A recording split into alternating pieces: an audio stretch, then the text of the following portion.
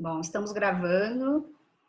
Eu vou tentar pela última vez aqui fazer o streaming.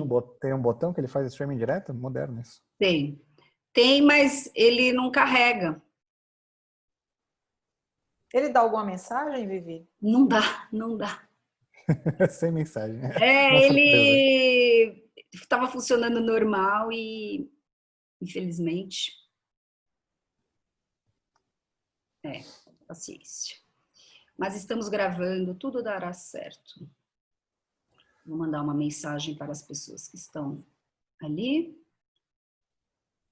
E pronto. Boa tarde aí, quem teve aula comigo no Damásio, que só diz iPhone aqui, então boa tarde para o iPhone ou iPhone. Legal, legal.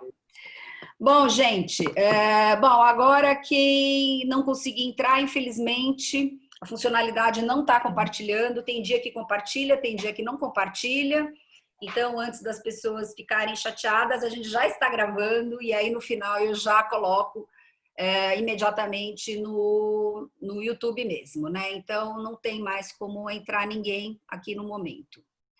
Bom, pessoal, muito obrigada pela presença de todos, né? Em primeiro lugar, eu diria que a gente já tinha certeza que hoje seria fantástico, né? E o dia foi muito especial por conta de, enfim, o Max. Eu falei para o Felipe, você está concorrendo com o Max Schrems, né? Porque ele estava agora há pouco no LinkedIn, deve estar terminando agora, né? E realmente a gente teve um julgamento ontem bastante significativo. E o Felipe vai comentar um pouquinho também sobre isso, né?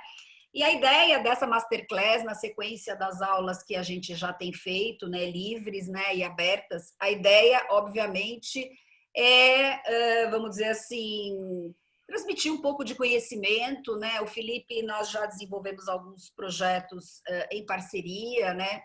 E acho que cada vez mais a gente sente a necessidade, né, para as pessoas que agora já não estão mais no nível tão básico, né, de proteção de dados, a gente sente a necessidade cada vez mais de compreender com profundidade, né, as legislações estrangeiras e como elas afetam diretamente a perspectiva da nossa Lei Geral de Proteção de Dados, que, como todos vocês sabem, evidentemente, ela foi desenhada claramente em cima do esqueletinho do GDPR, muito embora seja óbvio também que não é exatamente um copy and paste. Tem algumas pessoas com microfone ativo, se puderem só desativar, acho que até tem uma moça aqui que eu já desativei, só para não entrar ruído. Então, nessa lógica, eu convidei o Felipe, então, para mais um projeto em conjunto, né? Nós decidimos realizar a segunda edição de um curso especificamente para conteúdos do GDPR, né? A gente vai falar um pouquinho mais ao final. E nós fizemos uma primeira edição ano passado, foi uma edição física, né, aqui em São Paulo, e nós pensamos que, aproveitando esse momento todo da pandemia, que as pessoas estão estudando muito e muita gente já não está mais naquele nível iniciante, vamos dizer assim, né? Então, nós consideramos fazer agora esse curso de maneira remota, até para proporcionar que pessoas, né, de onde quer que estejam, possam usufruir, né? É o tipo de projeto que a gente nunca sabe se vai repetir, porque a agenda de todo mundo é complexa, eu viajo muito, o Felipe viaja muito, então nós separamos, né, as próximas, não essa semana, mas a partir da outra, nós separamos 2 semanas para nos dedicarmos integralmente aos alunos que forem fazer esse curso, né? Então, a ideia aqui é vocês conhecerem, quem não conhece ainda, que deve ser muito pouca gente, né? Quem não conhece o Super Felipe, né? A ideia é vocês conhecerem o Felipe, independentemente, obviamente, de vocês se interessarem por depois fazer o curso ou não, né? A ideia aqui é, de fato, uma aula, o Felipe vai dar uma aula para vocês, e aí, depois, logicamente, quem quiser continuar nessa jornada com a gente, vai ser uma alegria para todos nós. Então, gente, é o seguinte, eu nem vou, eu costumo dizer que pessoas muito, assim, premium, é difícil você ficar lendo o currículo porque você gasta uns 40 minutos. É o caso do Felipe, que só de certificação, meu Deus do céu, a página dele do LinkedIn, lá acho que ele teve que pedir uns caracteres a mais lá para conseguir incluir aquela sopa de letrinhas, né? O Felipe é um grande amigo, querido, do estado de Santa Catarina, mora aqui em São Paulo, é advogado, foi o primeiro brasileiro a adquirir a honraria que é ser um Fellow of Privacy do IAPP, né, da IAPP, que todos vocês conhecem, que é a International Association of Privacy Professionals. Eu tenho a honra de ser a única pessoa do Brasil que faz parte do Training Advisory Board.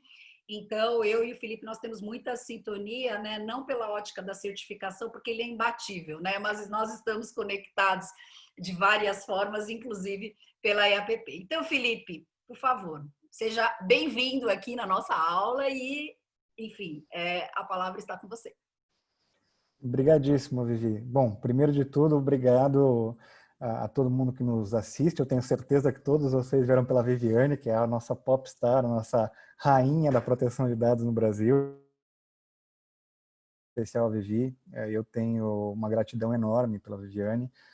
Eu acho que é sempre importante a gente reconhecer as pessoas que nos ajudam ao longo do caminho. E a Vivi sempre me abriu muitas portas e me deu várias oportunidades importantíssimas, assim como essa.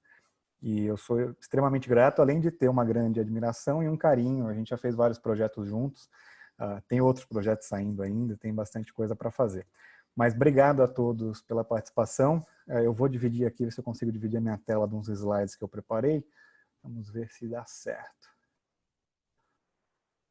Vamos ver se aqui ele aparece. Vocês conseguem ver? Sim, só não está maximizado. Não sei se você vai... Agora tá?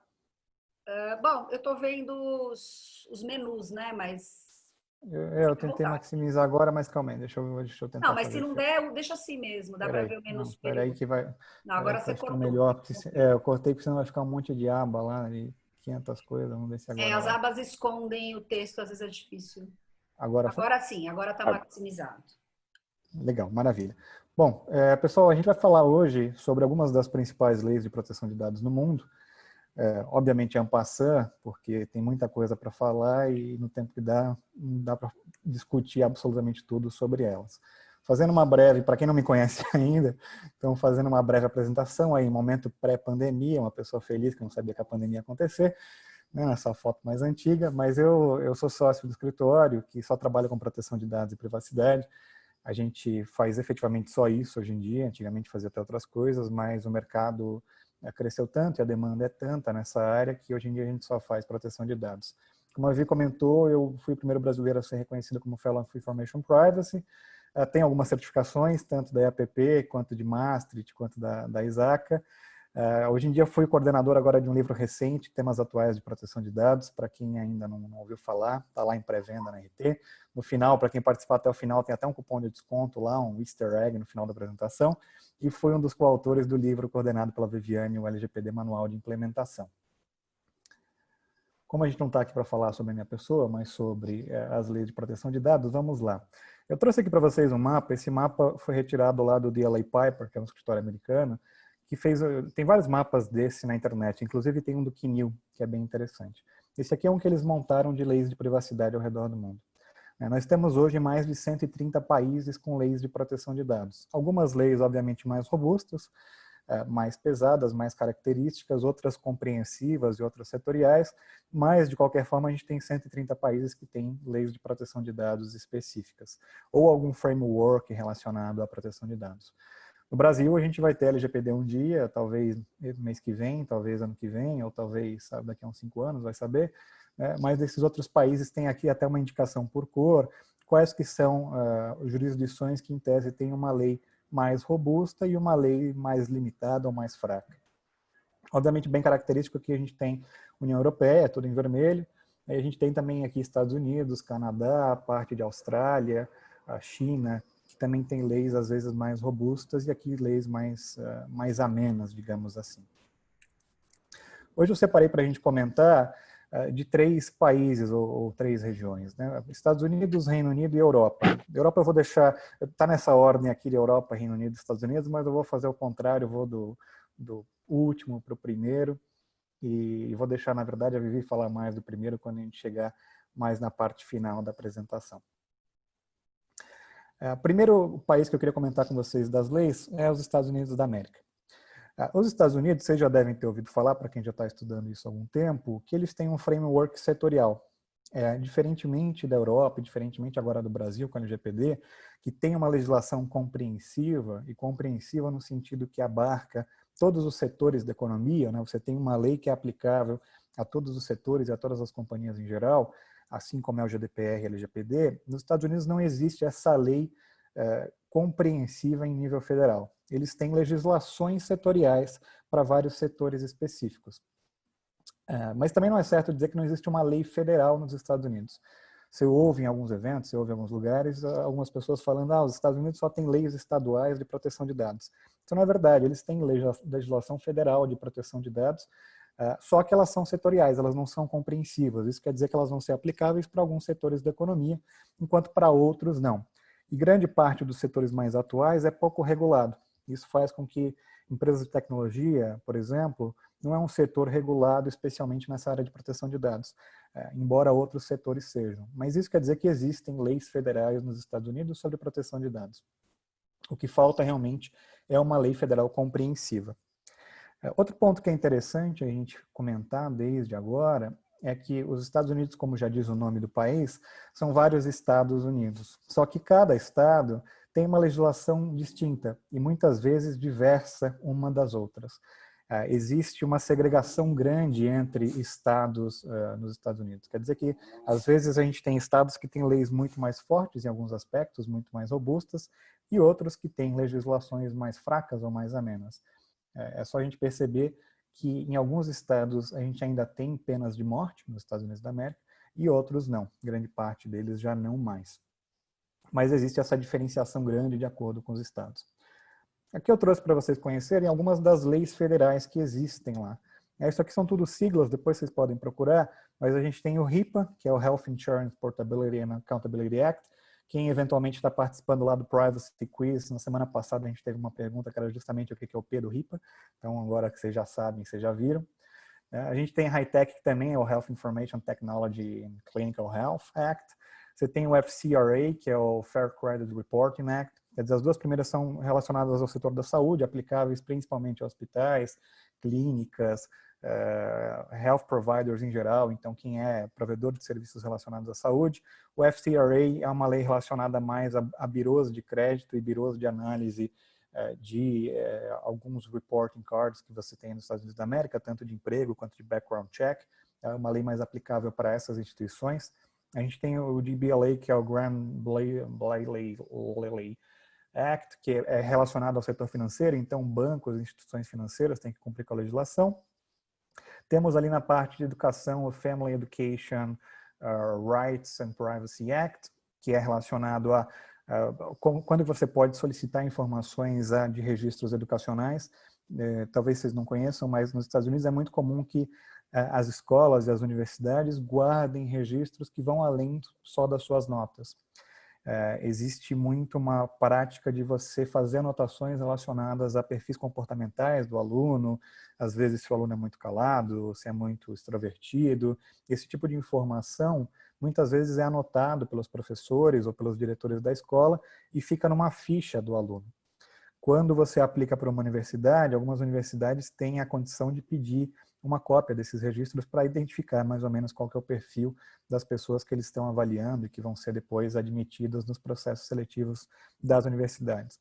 O FERPA é uma das regulamentações que deixa claro quando que você pode solicitar esses cadastros, quando que os estudantes podem solicitar uma cópia, ou mesmo os pais, e por aí vai.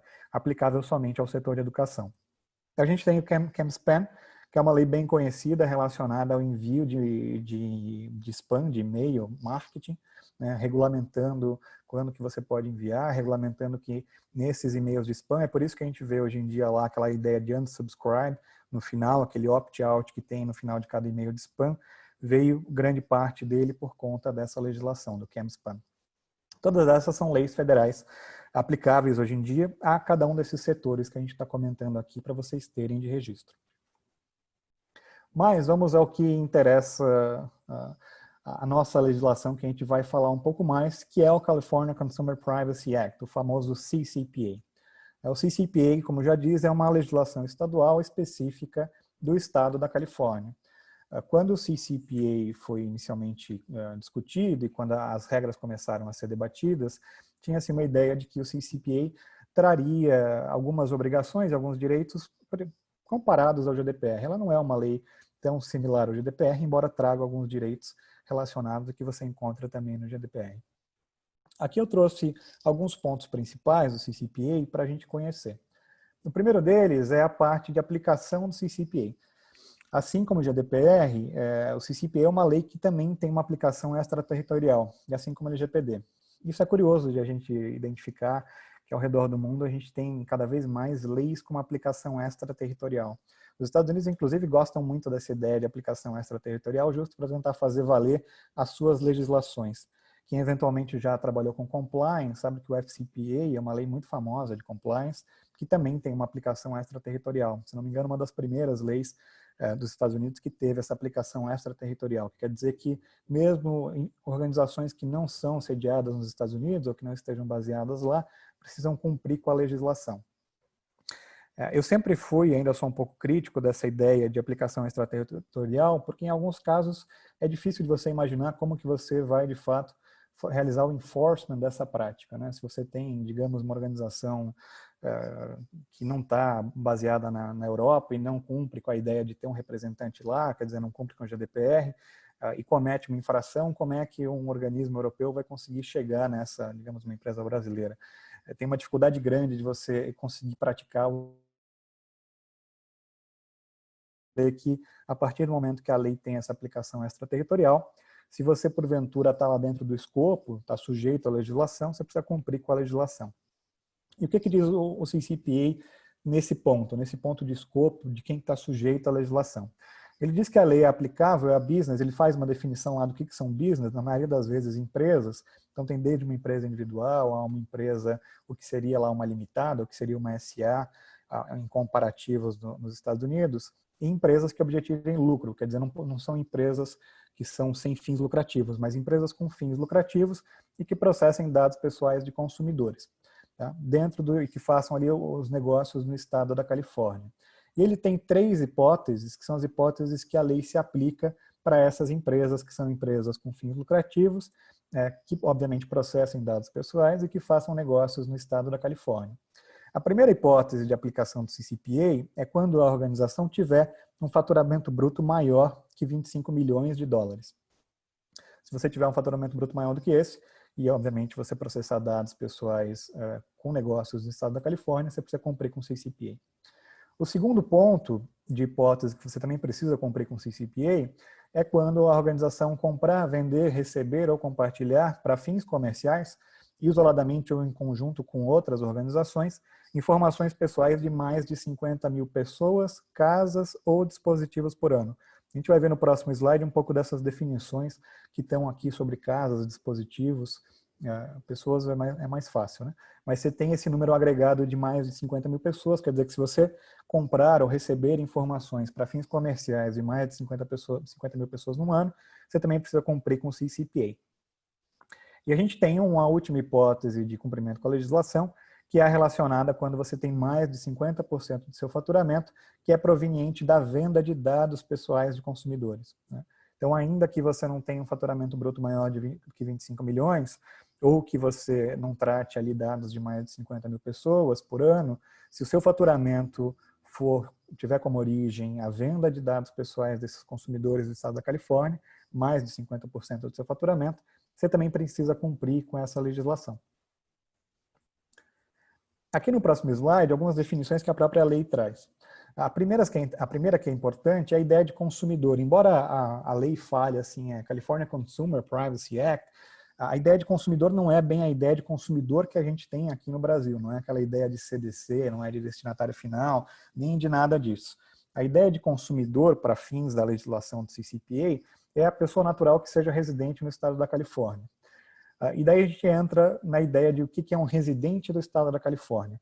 Isso não está no CCPA, está numa outra legislação, que traz como definição que o residente do estado da Califórnia é aquela pessoa que não está com propósitos temporários ou transitórios no estado da Califórnia, quer dizer, não é um viajante, não é uma pessoa que está a turismo, ou mesmo a pessoa que seja residente no estado da Califórnia, mas esteja em outro estado, em outro lugar, para fins transitórios ou para fins temporários. Quer dizer que se um residente da Califórnia, uma pessoa que mora na Califórnia, viajar para fora da Califórnia, ele continua sendo ali um consumidor de acordo com a legislação, e você tem que tratar esse dado pessoal dessa pessoa, vai ser considerado ali um dado pessoal de um consumidor. Então vejam que não tem uma ligação tão próxima à nossa ideia de consumidor, ainda que a lei se refira à pessoa, a definição utilizada é de consumidor. É muito mais um residente do estado da Califórnia do que um consumidor para a nossa concepção de consumidor. A segunda definição que é importante é a ideia de dispositivo, né, que é qualquer aparelho físico que seja capaz de se conectar ou à internet ou a um outro dispositivo, direto ou indiretamente. E por que dispositivo é importante? Porque como a gente viu ali na parte de definição, a lei se aplica quando você tiver lá o tratamento de mais de 50 mil pessoas, dispositivos ou casas. E a lei quer trazer essa ideia de dispositivo justo para vários dispositivos que a gente tem conectados desde a internet das coisas, como hoje em dia a televisão, a geladeira, que às vezes, de repente, não faz uma ligação tão clara a uma pessoa, ou às vezes se liga até a mais de uma pessoa, né? Mas cada dispositivo também conta para aquele cômputo de aplicação da lei. E, por fim, a gente tem a ideia de casa, que é um termo que não está definido na legislação, mas tem uma regulamentação que foi proposta pelo advogado-geral do estado da Califórnia e que diz que casa, em tese, é a pessoa ou grupo que resida no mesmo endereço e que compartilha o mesmo dispositivo, que esse dispositivo seja identificado por um mesmo identificador comum. Então, digamos que você tem uma televisão e a televisão faz ali o tratamento de dados e cria um perfil, mas ele não cria um perfil só seu, ele cria um perfil para toda a sua família, ele cria um perfil para 4 pessoas. Talvez não fosse possível identificar uma pessoa só, mas dentro da ideia de casa, justamente poder trazer esses dispositivos ou esses tratamentos que você não consegue identificar uma pessoa só, mas um grupo de pessoas dentro de uma residência. Isso aqui tudo, de novo, para aquela ideia de cômputo de 50 mil, para saber se a gente precisa cumprir com a legislação ou não. O CCPA também traz uma série de direitos que antes não existiam no estado da Califórnia e que agora as pessoas têm relacionadas a esses tratamentos de dados, né? O primeiro deles é ali saber quais informações são coletadas, então a gente vai ver que depois tem uma obrigação relacionada a isso. É saber se as informações são vendidas ou disponibilizadas para terceiros para fins comerciais, para fins de lucros, bem como para quem que você está disponibilizando ou para quem que você está vendendo essas informações. Você tem ali um direito de opt-out dos titulares, né, dos consumidores, em tese. Vou chamar de titular para facilitar o termo que a gente usa aqui, mas dos consumidores, de acordo com a lei, você tem a ideia de opt-out de venda das informações pessoais. Esse é um dos direitos mais interessantes, a meu ver, que até é mais distinto daquilo que a gente normalmente estuda, tanto em GDPR quanto em LGPD. Essa ideia de opt-out da venda das informações pessoais vem muito porque a legislação não bases legais para o tratamento. Ela não traz aquela ideia de, olha, você pode tratar dados pessoais nessas situações específicas, quando essas bases legais estiverem presentes. Ela não traz essa disposição.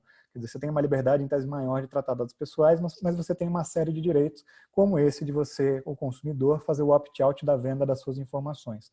Então, quando você tem negócios que vendem informações, e é bastante comum que você tenha uma série de business relacionados principalmente à publicidade, ou jornais, ou portais de internet de notícia, que vendem os seus dados, eles vão começar a precisar ter lá um link, a gente vai ver na parte depois de deveres, dizendo assim, não venda as minhas informações pessoais. E esse é um direito que o consumidor, o titular ou barra consumidor, começa a ter com base nessa legislação. É o direito de dizer à organização, olha, eu não quero que você venda meus dados pessoais. E essa organização tem que cumprir com essa solicitação de, a partir do momento que recebe o opt-out de venda do consumidor, de dizer, olha, não vou mais vender os seus dados. E ela não pode mais te solicitar que você mude de ideia dentro de 12 meses. Quer dizer que se eu fiz o opt-out hoje, durante os próximos 12 meses, a mesma empresa não pode bater na minha porta e dizer assim, olha, eu queria vender os seus dados, agora de repente você aceita? Não, ela precisa esperar que passe esse período de 12 meses. O consumidor também tem lá direito de acesso às informações, a gente vai ver depois que está junto com as obrigações, tem direito de exclusão de dados em alguns determinados casos, né? Aquela ideia às vezes, de direito a esquecimento, mas isso é um pouco mais limitado, mas você tem lá a possibilidade de solicitar a exclusão dos dados, de dizer, olha, eu não quero que você tenha mais os meus dados, quero que você exclua das bases que você tem aí. E tem um direito relacionado à não discriminação, que não é não discriminação em geral, mas é uma não discriminação com essa base de, olha, eu não quero que você venda meus dados, então por conta disso, eventualmente organizações poderiam pensar, bom, vamos pegar as pessoas que não querem que a gente venda os dados delas, vamos oferecer um serviço, e para outra pessoa que aceita que a gente venda os dados dela, a gente oferece um outro serviço. Então o consumidor tem lá um direito de receber serviços e preços iguais, mesmo quando os direitos de privacidade forem invocados. Quer dizer que quando você for exercitar os seus direitos de privacidade, a empresa não pode fazer uma distinção, ao menos não na maioria dos casos, até tem umas exceções na lei, que diz que em determinados casos você pode fazer uma compensação, um incentivo financeiro, mas na maioria dos casos você não pode fazer essa distinção entre a qualidade de um produto ou de um serviço e o preço que é oferecido para um consumidor com base na segregação entre quem aceitou vender os seus dados e quem não aceitou que a organização vendesse os seus dados pessoais. Passando para o próximo slide, um outro direito que é super importante, principalmente no âmbito dos Estados Unidos, é que a legislação traz o que eles chamam de um private right of action. Diferente do Brasil, não são em todos os casos que você pode ajuizar uma ação perante o Poder Judiciário para solicitar alguma indenização relacionada à violação da lei, né? Nos Estados Unidos, nas cortes americanas, você precisa ter o que eles chamam de standing. Você precisa ter uma autorização específica da lei para poder promover uma ação em alguns casos. E o CCPA traz essa autorização de o titular, de o consumidor, ajuizar uma ação civil perante o Poder Judiciário. O que ele pode pleitear? Tem duas opções. Ou o consumidor, titular, pode pleitear danos estatutários. Danos estatutários são danos previstos na própria legislação. A lei prevê que, dependendo do caso, se você tiver ali dados não criptografados que sejam alvos de acesso indevido ou de exfiltração, ou de furto ou disponibilização, tudo isso por conta da ausência de medidas adequadas pela Organização de Segurança, você pode ajuizar uma ação pedindo os danos estatutários que vão de $100 a $750. Esses são danos que, em tese, você não precisa comprovar que você teve essas perdas concretas, né? Mas é um range de danificação, de dano, não é dano moral, mas é quase como se fosse um dano moral, nesse caso específico, é um range de indenização que o Poder Judiciário pode te conceder. Mas se vocês forem ver, é um range baixo, né? O máximo que você vai conseguir ali de indenização são $750 por titular, por infração, né? Por violação aqui específica.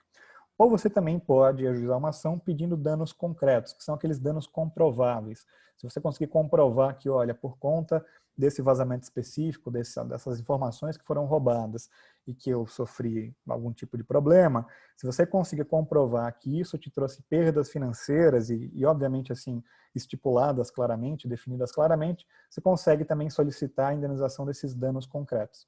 Mas na maioria das vezes o que vai acontecer é que você vai estar limitado a pedir lá os danos estatutários de entre $100 a $750 por infração.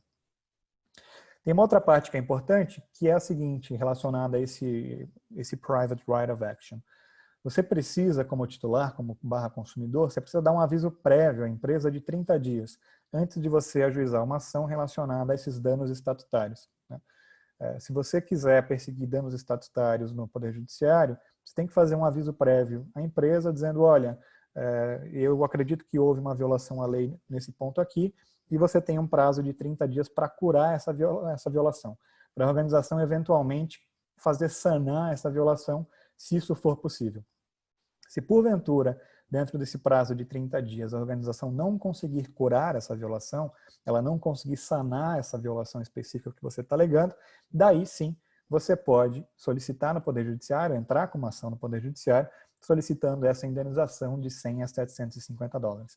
Agora, se dentro daquele prazo a organização conseguir sanar esse problema, os danos estatutários eles não ficam mais disponíveis, né? Essa também é uma ideia bem distinta do que acontece no Brasil, né? No Brasil, basicamente, você vai lá, entra com uma ação no Poder Judiciário, muitas vezes de juizado especial, e pronto, e solicita indenizações, às vezes muito mais altas. Eu não lembro, talvez a Viviane, que foi juíza por muito limitação de quanto que você pode perseguir de danos como pessoa, né, como ali uma pessoa que tenha sofrido um dano. A gente tem algumas limitações relacionadas a valor de multa, de sanções, mas eu não lembro da legislação dizer assim, olha, o máximo que você pode pedir de dano moral é X, o máximo que você pode pedir de dano aqui é Y. Acho que não existe, mas se a Vivi souber, ela nos fala aí. Mas lá nos Estados Unidos você tem na legislação essa indicação clara que, olha, de 100 a 750 e ponto, né? E é isso que você pode perseguir. E se eventualmente, dentro desse prazo do aviso prévio, a organização conseguir sanar esse problema, você já não pode mais solicitar esses danos estatutários. Você pode ainda fazer uma solicitação dos danos concretos, aqueles danos que você consegue comprovar, mas não dos estatutários. Acho que esse é um ponto bem interessante e bem diferente tanto de LGPD, quanto de GDPR, quanto de sistemas em que você tem um acesso ao poder judiciário mais fácil. Lembrando outro ponto importante, nos Estados Unidos, acesso ao judiciário é muito custoso. Não é que nem no Brasil que você tem uma facilidade maior, porque a prova é produzida dentro do próprio âmbito do poder judiciário. No Brasil, no juizado especial você não precisa pagar custas nem honorários, ao menos não em primeira instância. Isso quer dizer que facilita bastante o acesso à justiça, mas mesmo na justiça comum, quando você ajuiza uma ação, a prova, na maioria das vezes, vai ser produzida dentro daquele procedimento, dentro do Poder Judiciário. O juiz vai ouvir testemunhas, ou vai mandar fazer uma perícia, ou algo que for necessário para averiguar se de fato houve aquela violação à lei ou não. Nos Estados Unidos, não. Lá você tem que produzir a prova fora do Poder Judiciário. E isso depende de as partes conseguirem arcar com essa produção de provas. É por isso que, de repente, vocês já devem ter visto em alguns filmes que algumas organizações acabam tentando juntar uma série de pessoas, fazer um class action, né, uma ação coletiva, ou algumas pessoas acabam deixando de entrar com uma ação porque não tem condições de arcar com os custos de fazer uma perícia, de entrevistar pessoas, né? Você faz, mesmo a parte de testemunha, muitas vezes você faz entrevistas ou faz inquirições a testemunhas fora do Poder Judiciário, grava essas inquirições e daí você leva ao Poder Judiciário para, de fato, avaliar aquelas gravações que foram feitas. Meu interfone está tocando, mas daqui a pouco ele para de tocar, tá? Então, assim, é muito custoso você entrar no Poder Judiciário nos Estados Unidos. Não é que nem no Brasil, que tem uma facilidade maior, que no máximo que você vai pagar lá para ouvir as testemunhas, você não vai pagar quase absolutamente nada, no máximo alguma condição que seja necessária. E para produzir uma prova pericial, você vai ter uma definição mais clara de qual que é o valor, muitas vezes é dividido pelas partes, ou o autor paga, e depois pode ser reembolsado. Quer dizer, é mais fácil você entrar com uma ação no Brasil e em outros lugares também. Nos Estados Unidos, não. Nos Estados Unidos a gente tem essa dificuldade e ainda tem a limitação específica de quando que você pode ajuizar uma ação. Seguindo, além dessa possibilidade de você, como titular / consumidor, entrar com uma ação, você tem na legislação a ideia do que o advogado-geral é basicamente, a gente está mais... Se eu falo advogado-geral, provavelmente você vai lembrar do advogado-geral da União, mas o advogado-geral do Estado é quase um procurador de Estado / um membro do Ministério Público. Ele tem atribuições que às vezes vão desde o civil para o criminal, quer dizer, são atribuições diversas, mas ele é o encarregado de fazer essa cobrança e essa fiscalização da legislação. E por conta disso, o advogado-geral pode ele próprio ajuizar uma ação pleiteando os danos estatutários, que são previstos no CCPA como de até $2.500 para violações não intencionais ou de até $7.500 para violações intencionais, para cada violação. De novo, esse não é um valor muito alto, né? Se a gente for fazer aquele comparativo, seja com a LGPD, que a gente tem relacionado ao faturamento, seja com GDPR, também relacionado ao faturamento, ou com standards muito maiores de entrada, ou de máximo de multa, aqui a gente tem um valor diminuto, né? Se você for pensar, o que é o mais complicado dessas indenizações? Aqui o advogado-geral pode conseguir até $7.500 por violação, não é um valor alto. É óbvio que esse procedimento todo traz ali uma publicidade muito ruim para a organização.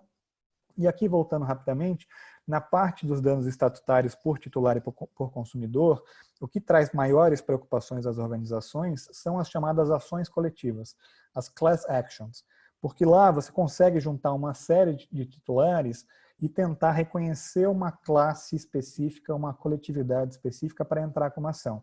você não precisa necessariamente pegar toda a classe. Quer dizer que se eu tenho um vazamento de dados de 1 milhão de pessoas, eu não preciso juntar essas 1 milhão de pessoas para entrar com uma ação no nome dessas 1 milhão de pessoas. Eu preciso juntar uma série de pessoas distintas para ver se a corte certifica ali a class action específica, certifica aquela classe de pessoas que têm direito de solicitar uma indenização, mas você consegue daí fazer uma multiplicação que é boa e que assusta. Se você pegar aqui 100 ou 750 dólares e multiplicar por 1 milhão de pessoas, você vai ter uma indenização razoavelmente alta e que daí assusta bem mais, né? A ideia de class action nos Estados Unidos assusta bem mais, inclusive às vezes do que as próprias multas aplicadas pelo GDPR. Se vocês forem lembrar, as maiores sanções que a gente tem vieram de sanções ou por conta de investigações do FTC nos Estados Unidos ou de acordos realizados com os advogados gerais. A Uber, em 2016, se não me engano, fez um acordo para pagar 148 milhões de dólares. Foi um acordo feito com todos os 50 advogados gerais dos 50 estados dos Estados Unidos. Recentemente, o Facebook fez aquele acordo bilionário de 5 bilhões com a FTC. Quer dizer, o próprio enforcement de leis específicas nos Estados Unidos acabou trazendo sanções muito maiores do que aquelas que a gente viu, ao menos por enquanto, sob o manto do GDPR. Felipe, você precisa atender a isso. Não, eles já resolver aqui. Eles dão um toquezinho, mas eles vai lá. coisa na porta. Tudo, hoje não deu. Office é essa maravilha, mas tudo bem. Hoje não deu para pedir almoço, então hoje foi iFood Loop, né? Daí eles entregam o almoço pronto. Se tiver alguém do iFood, é propaganda de graça. Mas vamos lá. Aqui ainda na parte do advogado geral, da mesma forma que o titular / consumidor tem que dar aquele aviso prévio, o advogado geral também tem aplicável, quer dizer, dar um aviso prévio para dizer, olha, organização, eu acho que você está violando o artigo tal, ou você está violando a legislação, e você tem 30 dias para resolver esse problema, senão eu vou ajuizar uma ação cobrando ou até 2.500 dólares ou até os 7.500 dólares por violação. E é óbvio que quando acontece esse fato de o advogado geral ajuizar uma ação, esse fato é altamente publicizado nos Estados Unidos. Sempre que você tem uma ação específica do advogado geral por uma violação à legislação, tem coletivo de imprensa, chama lá todo mundo, faz aquele auê, diz, olha, a organização deixou de proteger os dados dos consumidores. Tem todo esse lado que acaba sendo muito pior para a reputação da organização do que as próprias sanções em si. As sanções também são ruins, ainda mais se for na ideia de class action, mas a reputação da organização acaba sendo muito atingida, porque se faz todo esse auê publicitário em cima desse tipo de situação. Agora, talvez vocês tenham até visto, acho que foi ontem ou anteontem, saiu uma notícia que o Walmart está enfrentando uma class action relacionada a uma violação ao CCPA.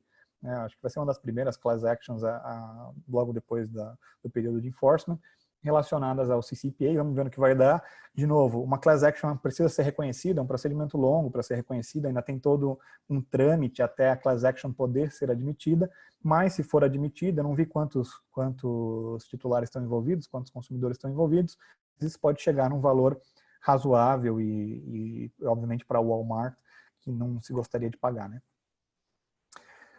Falando um pouco agora dos deveres que as organizações têm em razão do CCPA. O primeiro deles é um que a gente já conhece bem na LGPD e no GDPR, que é a ideia de informar os consumidores sobre as categorias de dados coletados e sobre os propósitos para cada operação.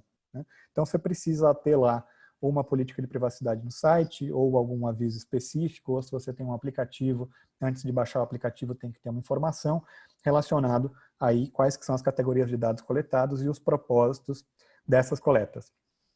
Tem um outro dever bem específico que diz que quando você recebe uma solicitação verificada de acesso, verificada, obviamente, lembrando aquela ideia de que quando você tem uma solicitação de acesso, de exercício de direito de acesso, você precisa ter certeza que é o próprio titular, o próprio consumidor, ou quem tem poderes em nome do titular ou consumidor, que está fazendo essa solicitação. Porque se você enviar informações, dados pessoais para quem não é a pessoa de direito, você tem aí uma violação, um vazamento de dados e piora ainda mais a sua situação. Então, de acordo com o CCPA, quando a organização recebe uma verificação, uma solicitação verificada de acesso, ela tem essa obrigação de prontamente disponibilizar as informações de um modo portável. A legislação já traz essa ideia de que você precisa entregar as informações de um modo que seja portável para que o consumidor possa, eventualmente, mudar de organização. Não é bem um direito de portabilidade que a gente tem na LGPD e no GDPR, mas é um direito de você receber as informações de um modo, a princípio, portável, se isso possível for. E sem custo. A organização não pode te cobrar nada por essa informação que você está solicitando e por disponibilizar essa informação. Agora, a gente tem um limitativo que em outras legislações, na maioria das vezes, a gente não tem, que é o seguinte: o consumidor pode fazer esse pedido no máximo 2 vezes a cada 12 meses, né? No máximo 2 vezes a cada 1 ano. E por que isso? Justamente para tentar evitar que você tenha lá os consumidores xiitas que a cada 1 semana fazem uma nova solicitação de acesso e complicam, obviamente, a lógica por trás dos processos internos da organização de ir atrás dessas informações. Então, você tem um limitativo na lei que diz, olha, você pode solicitar essas informações, a disponibilização das informações relacionadas aos seus dados pessoais, mas você tem uma limitação de 2 vezes a cada 12 meses. Acima disso, de 2 uma, ou a organização pode cobrar uma taxa, ou a organização pode se recusar a atender esse pedido, informando, obviamente, a sua justificativa para não atender o pedido do titular, ou do /consumidor, né? Mais deveres específicos. A gente tem um dever específico de você ter uma política de privacidade no site que indique lá nessa política várias coisas, entre elas os direitos do consumidor. Então, aqueles direitos que a gente falou no slide anterior, de você ter direito à informação, de você ter direito à exclusão em alguns casos, direito de fazer o opt-out de venda dos dados, esses direitos todos têm que ser indicados na política de privacidade. A organização também tem que ter 2 métodos de contato com a própria empresa. Você precisa disponibilizar um número de ligação gratuito, um 0800, e um outro meio, seja um e-mail, seja um site. Você precisa disponibilizar 2 métodos de contato com a sua empresa. Você tem só uma excludente dessa parte, que é quando você é uma empresa digital, uma organização completamente digital, você não precisa necessariamente ter o telefone, tá? Você não precisa ter o 0800, mas você precisa ter algum meio de contato, um e-mail ou um site. Se você tem site, dentro do site tem que ter uma forma de entrar em contato com você. Além disso, você tem que colocar na sua política de privacidade as categorias de dados coletados. E outra parte que é interessante, que são 2 listas. Uma lista com as categorias dos dados vendidos pela organização nos últimos 12 meses, e outra lista que é uma lista das categorias dos dados disponibilizados pela organização para fins lucrativos nos últimos 12 meses. Você precisa indicar isso na sua política de privacidade. E aqui a gente chega num dos deveres que eu acho mais paradigmático e o mais interessante para a gente. Aqui, agora que eu vi que está um opt-out aqui, está errado. Mas, bom, a gente tem um dever lá que é o de manter um link na página inicial do seu site, na principal página, e nas políticas de privacidade, com a opção do opt-out. Está escrito aqui opt-out, mas é um opt-out, tá? Pensem que o A é um T ali. É um opt-out da venda dos seus dados e tem que ter o seguinte título: Do not sell my personal information. Isso quer dizer o seguinte: quando você entra num site de uma organização que está sujeita ao CCPA, ela precisa ter em algum lugar na página principal um botão lá dizendo Do not sell my personal information. Agora, tem uma pegadinha, vai. Diga. Não, então, só com relação a esse aspecto mesmo, para a gente, né, eu acho que é legal dar uma comentada sobre isso. Eu vou dar umas interrompidinhas aqui também para você descansar, porque também tem umas perguntas. Eu bebo água. Boa. E aí eu vou colocar algumas coisas e já vou ler aqui 1 ou 2 perguntas que são relativas ao que você já deu, né, para não passar. Não, a primeira observação que eu queria que você comentasse é exatamente que para nós essa lógica da venda de dados, né, ela é muito distante da nossa realidade, né? E os americanos lidam com isso de uma maneira natural, então, né? É que na verdade para a gente é muito distante da nossa realidade, porque a nossa realidade é pautada na ideia de uma base legal, né? É pautada na ideia de que as organizações precisam ter dentro de uma lei uma base legal, uma base autorizadora para você tratar dados pessoais. Tanto o GDPR quanto o LGPD são assim, e outras leis ao redor do mundo também são assim.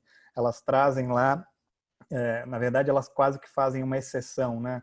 A regra geral é que você não pode tratar dados pessoais, você só pode tratar nessas situações. Só pode tratar quando você tiver uma base legal específica para isso. Nos Estados Unidos, a maioria das vezes, as leis que a gente tem até então, elas não trazem essa ideia de base legal. A gente até tem alguns projetos de lei que trazem essa ideia, mas as leis que a gente está falando mais recorrentemente, principalmente o CCPA, não tem a ideia de uma base legal. Isso quer dizer que você pode tratar dados sempre que você quiser, sem precisar ter em tese uma justificativa, mas que o titular ou o consumidor aqui tem alguns direitos. E é por isso que inverte um pouco a lógica e a gente parte para uma lógica de, olha, as organizações estão vendendo meus dados, isso não é necessariamente ilegal, não há uma lei que diga que é ilegal vender os dados, mas há agora no CCPA uma regra que diz que a partir do momento que eu digo, olha, eu não quero que meus dados sejam vendidos, você não pode mais vender. Mas é realmente uma lógica bem diferente da nossa, né? Uma lógica que a gente pensa assim, pô, mas lá o cara sai vendendo dado à torta e à direita e está todo mundo ok. Não é que está todo mundo ok, é que a regra que se tem até então é uma regra que não é tão parecida como a nossa.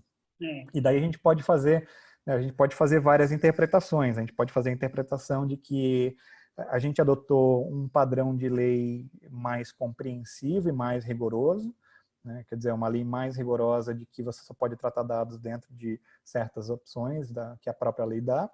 Ou os Estados Unidos é muito mais liberalista, no sentido de que o mercado é muito mais autorregulado, as organizações preferem uma autorregulação do que uma legislação, muita gente tem uma aversão à legislação e por conta disso é muito mais fácil de se ver casos em que o próprio mercado se autorregula. Então você, pelo próprio mercado, entende o que é permitido, o que não é, e daí dentro da regra tem algumas limitações específicas. Então, realmente, essa é uma lógica bem distinta da nossa, e obviamente assim, é um negócio que chama atenção, né? Porque quando você vê um link lá dizendo assim, não vendo meus dados pessoais, duvido que tem alguém que não vá clicar nesse link, não sei. Né? Acho que assim, ao menos pela nossa lógica, né? Pela nossa lógica de, pô, os caras estão vendendo meus dados? Não quero que vendam. Então, assim, eu acho que tem esse lado de que é um apelo diferente, né? Se a gente entrasse num site hoje e visse um link desses, primeiro que a gente ia dizer, pô, isso aqui é um absurdo, que o cara não poderia estar vendendo de primeira mão, né? E segundo que, obviamente, eu vou clicar. Acho que lá tem uma conotação um pouco diferente.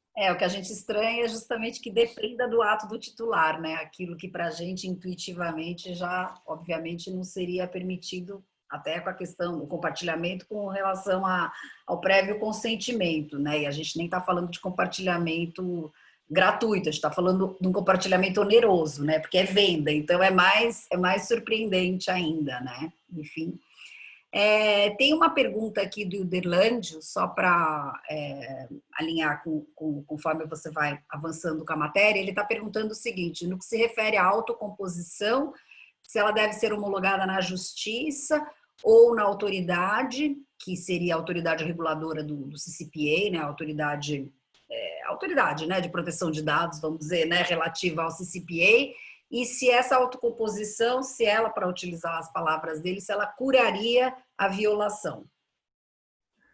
Se você tem uma autocomposição, ela automaticamente vai curar a violação no sentido de que você não vai poder ir atrás de poder judiciário e dizer, olha, além de ter feito uma autocomposição, agora eu quero danos estatutários. Né? Lá, a grande parte das vezes, o que se faz não é nenhuma composição no poder judiciário, se faz uma composição privada, porque tudo que você vai atrás do poder judiciário é mais oneroso, custa mais caro. Quando você está dentro de um processo, tudo bem, daí você pode fazer aqueles settlements que vão ser lá homologados pelo juiz. Mas, em muitos casos, o que vai acontecer é que se o titular reclamar e fizer essa notificação prévia, dizendo, olha, eu acho que o artigo tal foi violado, meus direitos foram infringidos, o que pode acontecer é a organização fazer uma autocomposição sem ir atrás do Poder Judiciário, fazer basicamente um contrato dizendo, olha, a gente concorda que, óbvio que a organização nunca vai falar assim, a gente violou a lei. A gente concorda que para sanar esse problema aqui, a gente vai pagar para você uma indenização X e pronto. Isso pode acontecer, isso é normal que aconteça. A gente não tem, acho que a gente vai chegar a isso nos slides depois, não lembro se está no slide, mas a gente não tem uma organização, um órgão regulador no estado da Califórnia relacionado ao CCPA. Quem faz a fiscalização é o advogado-geral, mas o advogado-geral não vai homologar um eventual acordo, não vai se meter nessa ideia de um eventual acordo. Então, aí outra pergunta da Isabel, ela está perguntando se o conceito de violação no âmbito do CCPA segue a mesma lógica do conceito de violação do GDPR. Segue a mesma lógica, mas quando você pode se socorrer ao Poder Judiciário é diferente. Assim, você como titular, quando você pode se socorrer ao Poder Judiciário, é só nessa hipótese que está aqui, que é quando você tiver dados seus, informações pessoais suas não criptografadas, que forem alvos aí de algum vazamento, um acesso indevido, uma exfiltração, um furto ou uma disponibilização, por conta da ausência dessas medidas tomadas pela organização. Quando você tem uma violação aos outros termos da lei, a quem cabe fazer o enforcement da lei é o advogado-geral. Isso quer dizer que você não, voltando àquela ideia de private right of action, que você só consegue entrar no Poder Judiciário quando você tem standing, quando você tem uma causa para isso, a causa que a lei te dá é quando você tem esse vazamento de dados de informações não criptografadas. Quer dizer, quando você tem alguém pegou essa informação, roubou a informação, compartilharam indevidamente. Daí você tem a possibilidade de entrar no Poder Judiciário. Mas isso não quer dizer que a ideia de violação é a mesma. Só que a pessoa que vai conseguir cobrar por essa violação, na maioria das vezes, é o advogado-geral, por meio das sanções aplicáveis pela legislação, que são essas aqui. São sanções razoavelmente baixas. Tá? Mas a ideia de violação em si é a mesma. Então, se você eventualmente não tiver aqui, a gente está aqui no manter o link de Do Not Sell My Personal Information. Se o seu site não tiver esse link de Do Not Sell My Personal Information, não é você, titular, que vai conseguir entrar com uma ação dizendo, olha, tem uma violação à lei. Você pode até levar essa violação à lei ao advogado-geral. Isso acontece bastante. A pessoa vai lá e diz, olha, advogado-geral, esse site aqui não tem. E daí vai depender do advogado-geral ajuizar uma ação. É claro, vai depender do advogado-geral primeiro fazer aquela notificação prévia. Então ele vai fazer a notificação prévia dizendo, site fulano de tal, você não tem lá o link de Do Not Sell My Personal Information. Mas provavelmente os caras vão... Última perguntinha antes de você seguir, ainda para não perder o tema, né? O João Carlos está perguntando se o CCPA se aplicaria ao setor público. Não, setor público não. Agências governamentais não, agências estatais não, é realmente só empresas com fins lucrativos, empresas privadas, né? Empresas públicas até vai ter uma discussão, mas a setor público não. A setor público depois eles estão fazendo uma nova legislação que talvez se aplique, mas nesse caso específico o CCPA não. Obrigada, Felipe. Vamos seguindo. Vamos lá. Então aqui algumas exceções à legislação, tá? Quando que eventualmente você não precisa cumprir com algumas das disposições da legislação. A ideia de que você precisa cumprir com a legislação, seja federal, estadual, municipal, que você precisa cumprir ali com inquéritos ou investigações de todos os lados, cíveis, criminais e regulatórias, e principalmente com intimações específicas das autoridades. Tá? Nesses casos você pode processar dados, nesses casos você pode guardar dados mesmo que a pessoa diga que quer excluir os dados. Tudo isso você pode fazer porque é uma exceção à legislação. Quando você precisar cooperar com autoridades policiais, você também tem essa exceção. Ali para exercer direitos legais da própria organização ou para se defender de pleitos judiciais.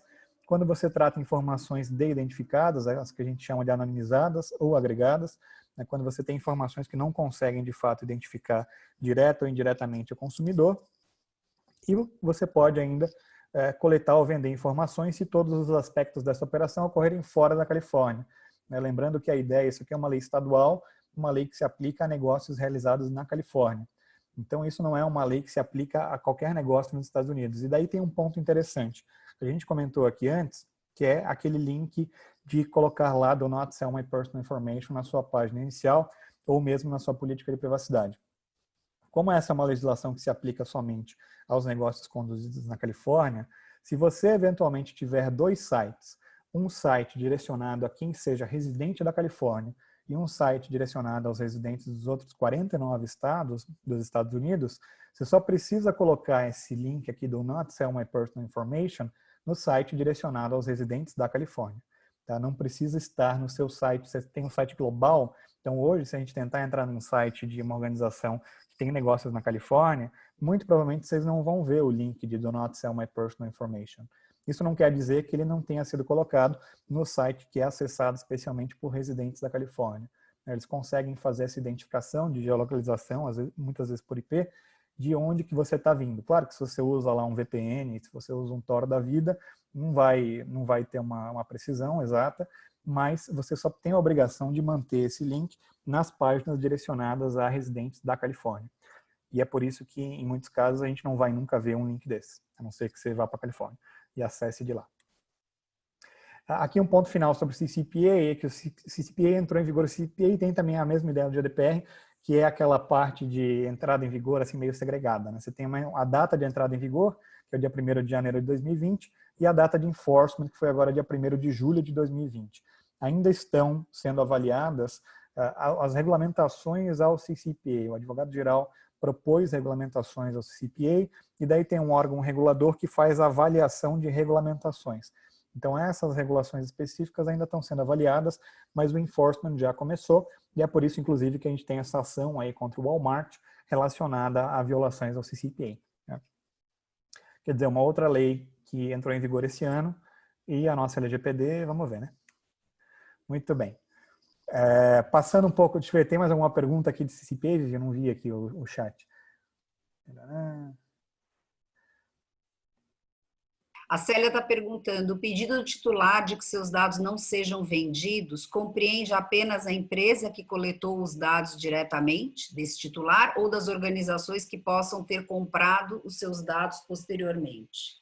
Ou seja, sim, a organização precisa... a gente tem aquela ideia de que a organização que vendeu os dados e a qual você fez a solicitação de não venda meus dados, que ela avise as outras organizações que eventualmente os dados foram vendidos para elas não repassarem adiante. Mas mesmo quando você tem organizações que compraram os dados, se essas organizações quisessem vender esses dados, elas também teriam que ter uma política de privacidade dizendo que, olha, a gente compra dados e a gente vai vender, para também te dar essa opção de você dizer do not sell my personal information diretamente para essa outra organização. Mas tem uma outra pergunta da mesma pessoa, da Célia, se seria possível na LGPD a limitação a 2 consultas por ano no exercício, né? E, bom, eu iria responder, mas pode responder já que você está falando, né? Se seria possível na LGPD, é isso? Limitação. Bom, na LGPD não, né? A gente não tem limitação nenhuma, né? A grande verdade é assim, na LGPD a gente não, além de não ter limitação nenhuma, a gente tem uma previsão que diz que você sempre tem que fazer sem cobrar nada.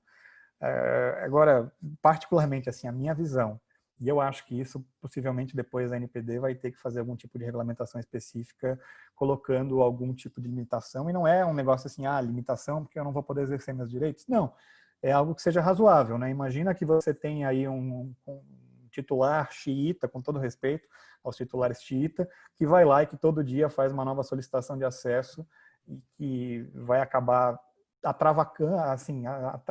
travando toda a operação específica de uma pessoa, de uma organização, por algo que não faz o menor sentido. Se fazer a mesma solicitação de acesso dia sim, dia não, acaba não parecendo muito razoável.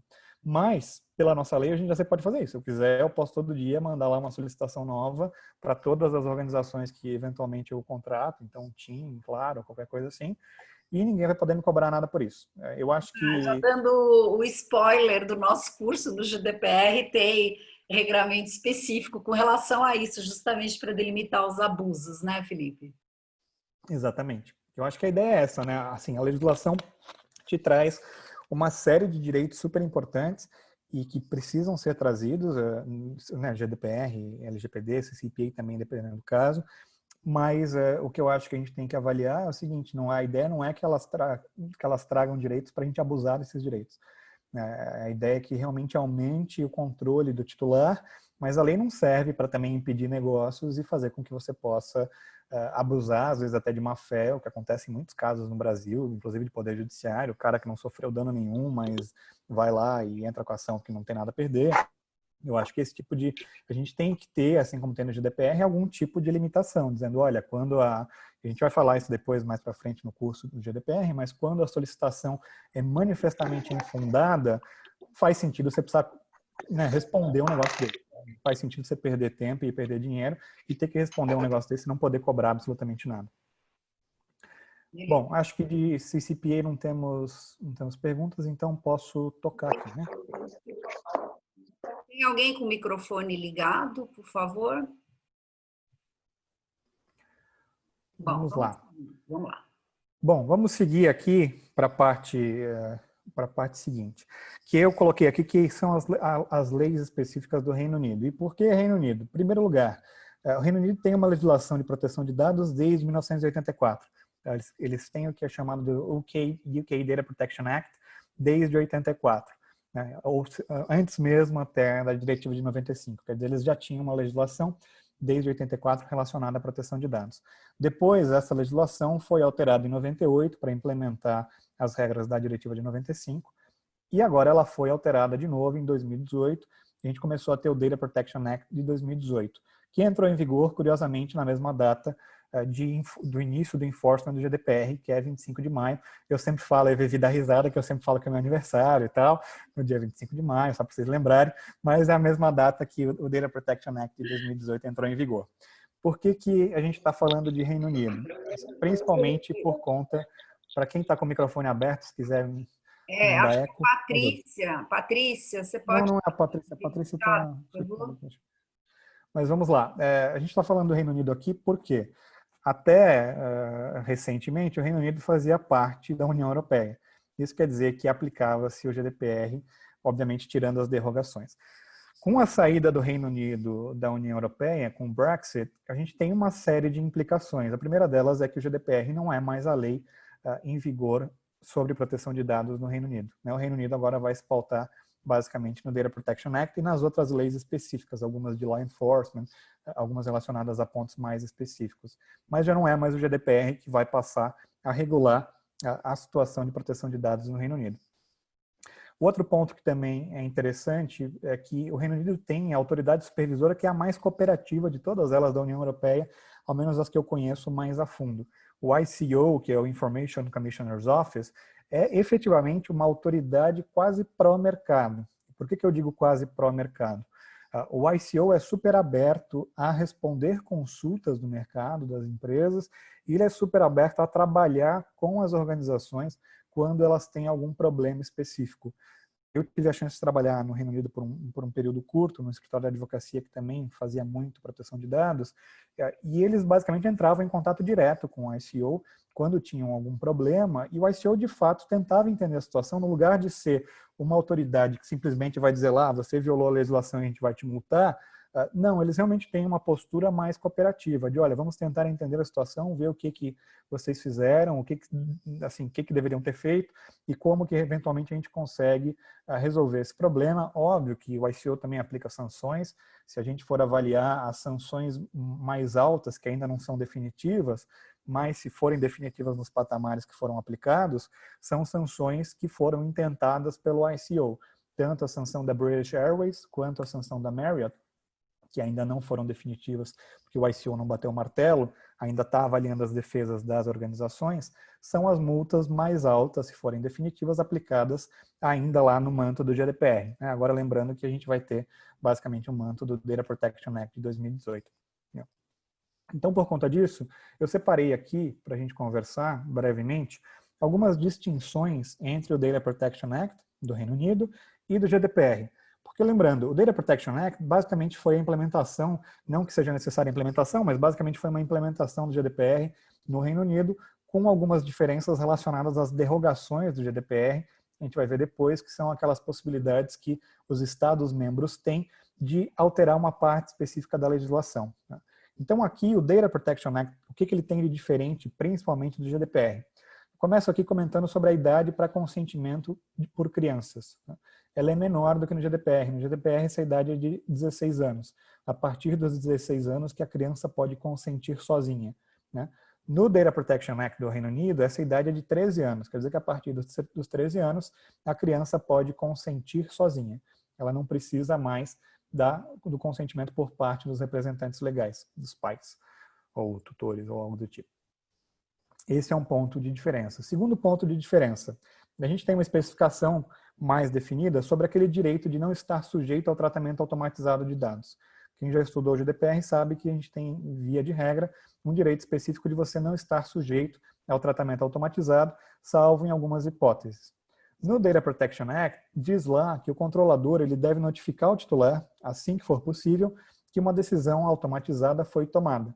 É uma decisão tomada basicamente e unicamente por conta do tratamento automatizado de dados.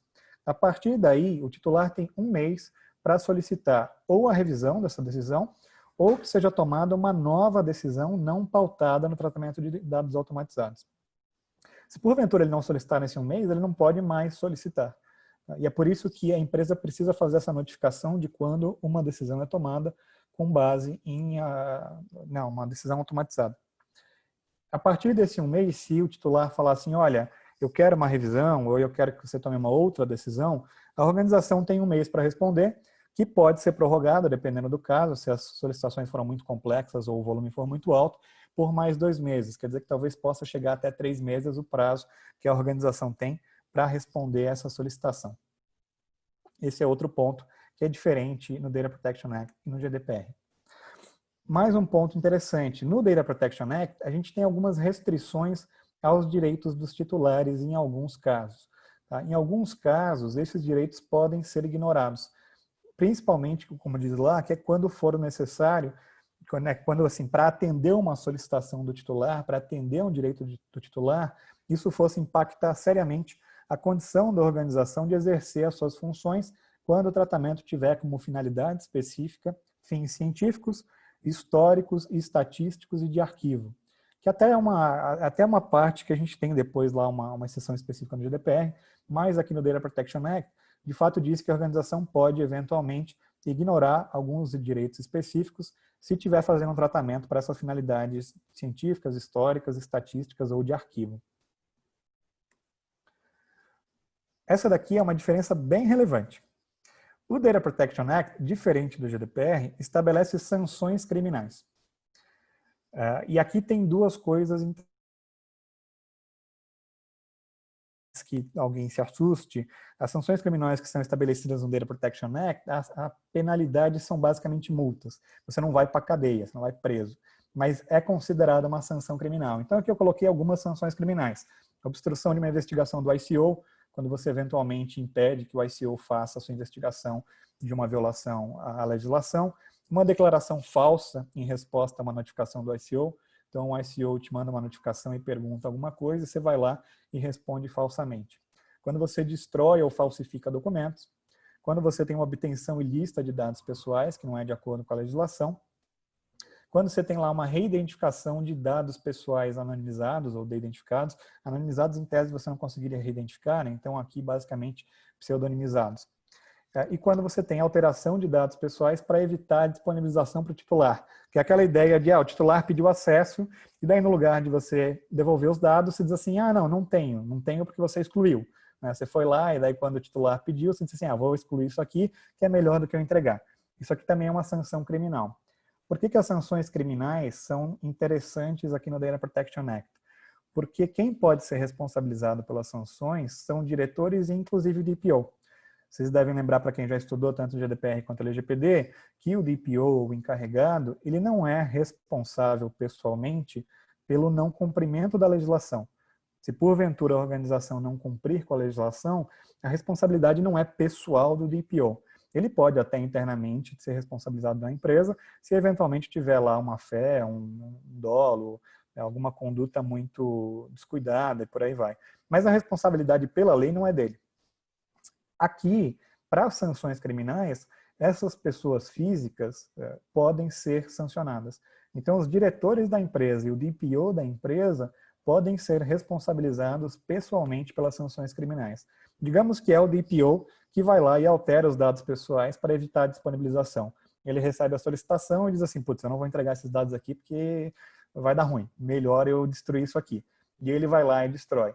Se eventualmente consegue se comprovar que foi o DPO que foi lá e destruiu os dados, às vezes nem a mando da organização, mas efetivamente ele foi lá e destruiu porque achou que aquilo pudesse ser pior para ele, o DPO pode ser responsabilizado pessoalmente.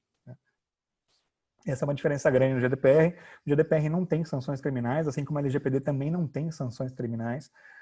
E o Data Protection Act, de fato, identifica. Você pode até dizer, mas ninguém vai para a cadeia, não é uma penalidade de reclusão ou de detenção. De fato, não é uma penalidade de reclusão de detenção. Mas, pela legislação, eles consideram isso sanções criminais, são offenses.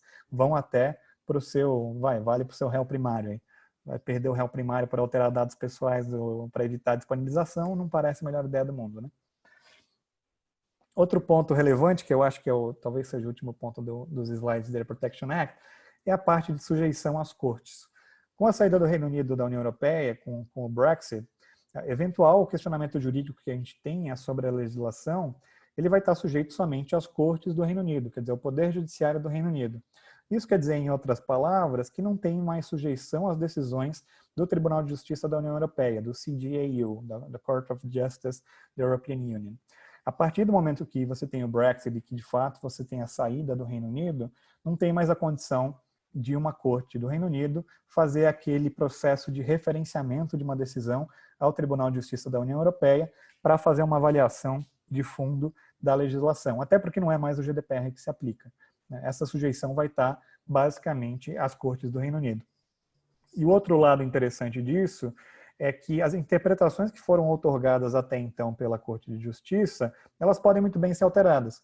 A gente tem vários casos relevantes na Corte de Justiça, eu acho até que o próximo slide é sobre a Europa, para a gente falar um pouco do caso do Schrems II, mas isso quer dizer algo curioso, né? O Reino Unido vai ter uma situação de que, embora exista uma jurisprudência já farta de proteção de dados relacionada tanto à Diretiva 95 quanto ao GDPR, por conta do Tribunal de Justiça da União Europeia, agora o Reino Unido vai estar, de fato, sujeito somente às suas próprias cortes. E, em tese, não precisa cumprir com orientações do Tribunal de Justiça da União Europeia. E isso faz com que, eventualmente, as cortes do Reino Unido possam decidir coisas contrárias ao que foi decidido pelo Tribunal de Justiça da União Europeia, o que vai ser, no mínimo, interessante, né? Tem uma pergunta aqui do Witherland, dizendo que a ICO continua atuando, né? Na verdade, o Reino Unido está em período de transição, não sei se o Felipe quer comentar, né? Então, até o final do ano, permanece a submissão. E já aproveitando aqui com relação à pergunta do Fernando, deixa eu ver, se você imaginaria, Felipe, que o Reino Unido se distanciaria ou manteria mais ou menos as interpretações, pelo que eu estou entendendo, né, com relação ao GDPR mesmo, né? Bom, o primeiro ponto, o ICO continua atuante, a gente ainda está nesse período de transição, e durante esse período o ICO vai continuar atuante, inclusive para empresas de outros relacionados a outros Estados-membros e violações de outros Estados-membros. Outra coisa que é interessante quando a gente não estiver mais no período de transição é que as organizações que eventualmente tenham escolhido o seu principal estabelecimento em um outro Estado-membro, que não o Reino Unido, digamos as que estão lá na Irlanda, e daí para quem já estudou GDPR, sabe que você precisa, a princípio, escolher um estabelecimento principal, ou definir qual que é o seu estabelecimento principal, porque é essa autoridade supervisora que você vai responder primordialmente. Então, quem está na Irlanda, tipo Apple ou Facebook, responde lá à autoridade irlandesa, que é o Data Protection Commission, a DPC. Quando o Reino Unido sair de fato da União Europeia e a gente não tiver mais no período de transição, se porventura não tiver um acordo específico às regras de proteção de dados, o que vai acontecer é que essas organizações vão precisar também responder ao ICO, né, porque também fazem negócios no Reino Unido e, obviamente, vão precisar ter 2 estabelecimentos em tese principais, ou um no Reino Unido e um na Europa, na União Europeia. O segundo ponto, que é o relacionado a... não lembro mais. O que é o segundo ponto? Se haveria uma tendência de, vamos dizer assim, de subsistência das interpretações que existem até agora, ou seja, basicamente se o Reino Unido vai permanecer alinhado com o GDPR após o... Só para esclarecer, Uderlândio, a transição termina rigorosamente, não sei se vai mudar alguma coisa por conta da pandemia, mas é até o final do ano. Até o final do ano. Assim, minha visão pessoal, né? Feeling sobre a questão específica de seguir mais ou menos a lógica do GDPR, mas, na verdade, acho que em parte você já respondeu, né? Porque o Data Protection Act fica válido e ele tem, enfim, uma série de premissas que são distintas, de fato, do GDPR. Eu acho, assim, minha opinião pessoal, eu acho que se o Reino Unido vai seguir a mesma linha e vai continuar meio que obedecendo às decisões, no sentido de seguir a mesma orientação do Tribunal de Justiça da União Europeia, ou até mesmo assim das mesmas previsões do GDPR daqui para frente, eu acho que isso também depende muito de um aspecto político. E por que isso? O Reino Unido tem tentado se aproximar da União Europeia no sentido de já ter um reconhecimento como uma jurisdição adequada. E esse processo de reconhecimento como uma jurisdição adequada, lembrando que quando o Reino Unido de fato sair da União Europeia, a transferência de dados internacional já não é mais tão livre, porque a partir de agora ele é um país estrangeiro e não tem um reconhecimento pela Comissão Europeia de jurisdição adequada, esse processo de reconhecimento tem sido muito duro. Eu conheço, assim, eu tenho um bom contato com algumas organizações do Reino Unido e mesmo com parte do governo do Reino Unido, e essas negociações entre Reino Unido e União Europeia para que saia uma decisão de jurisdição adequada não tem andado bem como eles achavam que ia andar, não tem andado rápido. É capaz que isso até leve algum tempo, alguns anos. Então eu acho que isso também tem uma posição meio política, de o Reino Unido dizer assim, bom, União Europeia, você não quer nem me reconhecer como jurisdição adequada? Então vamos fazer o seguinte, eu vou criar a minha própria orientação específica sobre algumas coisas. Eu acho que é meio assim, acho que eles vão, se duvidar, vão partir um pouco assim para a birra de dizer, vocês não querem me reconhecer agora como jurisdição adequada? Então tá bom, então agora que eu não vou ser mesmo. Essa Agora... ciência específica das transferências internacionais chega a ser bizarra, né? Porque justamente a ICO é um standard, né, em termos, inclusive, não só do que ela exterioriza, pelo menos na minha opinião, né? Do ponto de vista do site, fornece tudo lá, tem template, tem passo a passo, tem tudo isso, né? E ela é muito boa, obviamente, também no que se refere a, enfim, aos procedimentos todos, né, investigativos e sancionatórios, lembrando que até com relação ao Cambridge Analytica, a ICO multou o Facebook ainda com base, né, enfim, na legislação própria antes da existência da aplicação concreta, né, do GDPR, de 25 de maio, do aniversário do Felipe, né? Então ela sempre foi autoral, ela nunca se furtou a isso, né? E agora é inacreditável que, eu concordo, eu tenho ouvido a mesma coisa, que haverá essa disputa política para se perguntar, será que o Reino Unido é um país potencialmente adequado, né, para entrar na lista da Comissão Europeia? É estranho, né? Mas, enfim, e lembrando que as empresas agora também terão todas, né, as estrangeiras, que tem o seu lindo representante do artigo 27, né? Então, realmente é uma dor de cabeça, né? Mas vamos ver. Bom, vamos ver, cenas dos próximos capítulos, né? Mas, enfim, acho que todos esses pontos, não são só esses pontos que são de diferença entre o GDPR e o Data Protection Act, para a gente comentar agora brevemente. Acho que principalmente a parte ali de sanções criminais, que é algo que foge bastante, tanto do GDPR quanto da LGPD, é relevante para a gente avaliar que no âmbito do Reino Unido, você pode, no final do dia, ter uma responsabilidade pessoal de um diretor, de uma pessoa que trabalha na empresa, caso alguma daquelas violações ocorra. Seguindo em frente, aqui eu trouxe um slide simples falando de Europa, mas na verdade eu vou deixar para depois, no final, a Vivi falar do outro projeto que a gente está tocando, que a gente vai se aprofundar de fato na legislação da União Europeia, tanto de DPR quanto e-Privacy Directive, quanto a outras diretivas e regulamentos específicos que são relevantes sobre proteção de dados, mas eu só queria comentar uma coisa, e na mesma linha da parte do Reino Unido, de transferências internacionais que a gente está falando, que é o caso do Schrems 2, que foi basicamente quem trabalha com proteção de dados, viu que ontem o LinkedIn foi basicamente flodado pela informação do resultado do julgamento no Tribunal de Justiça da União Europeia, do caso do Schrems 2, do Max Schrems, da famosa NOIB, None of Your Business. Essa, para mim, é o melhor nome de organização que existe na face da Terra. Quando eu quero, hoje em dia, fazer um formulário, preencher um formulário desses, assim, abaixo o e-book aqui e pede a minha organização, eu coloco NOIB, mas não é nem a NOIB dele, é só a minha NOIB para dizer None of Your Business, não é do seu interesse, sai daqui. Eu, assim, acho super bacana quando eu ponho isso, porque, né, me dá essa sensação de que, olha, sai para lá que não te interessa onde eu trabalho, caramba. Mas, bom, enfim, ontem a gente teve o julgamento do Schrems 2. Esse julgamento, como vocês devem ter visto, é basicamente uma bomba, e uma bomba num momento que a gente já está num período assim super complicado.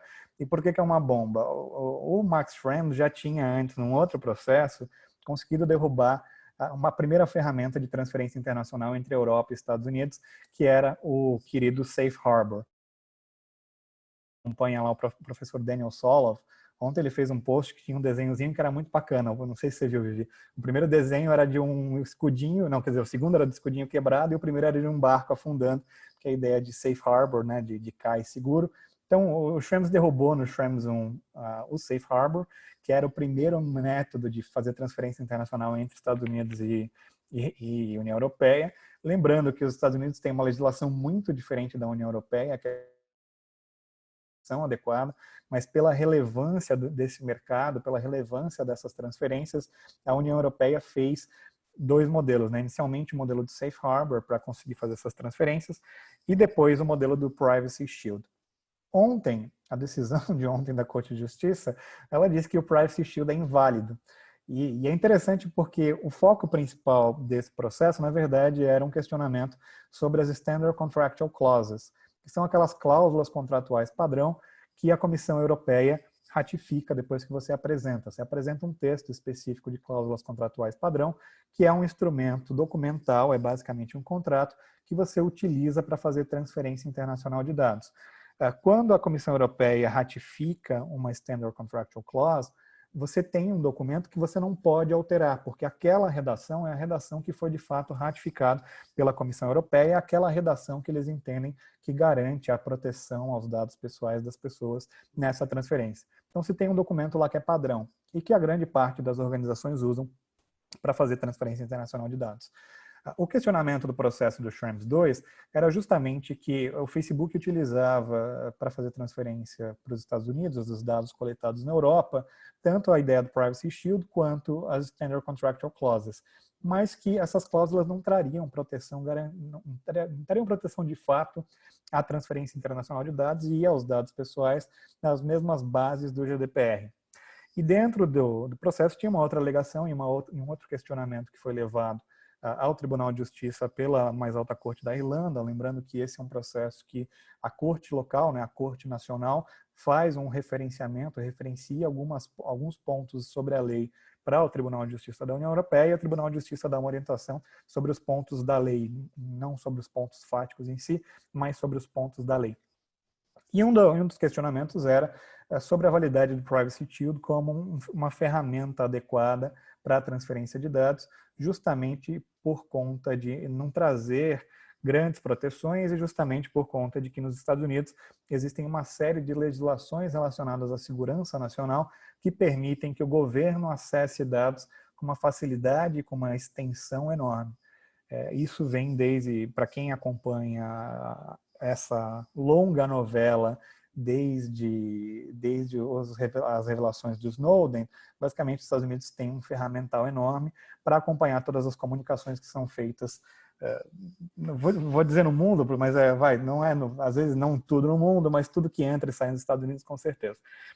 E por conta disso, o que a Corte decidiu é que o Privacy Shield é inválido, não é realmente uma ferramenta apropriada, porque não traz as medidas necessárias para garantir a proteção de dados dos titulares.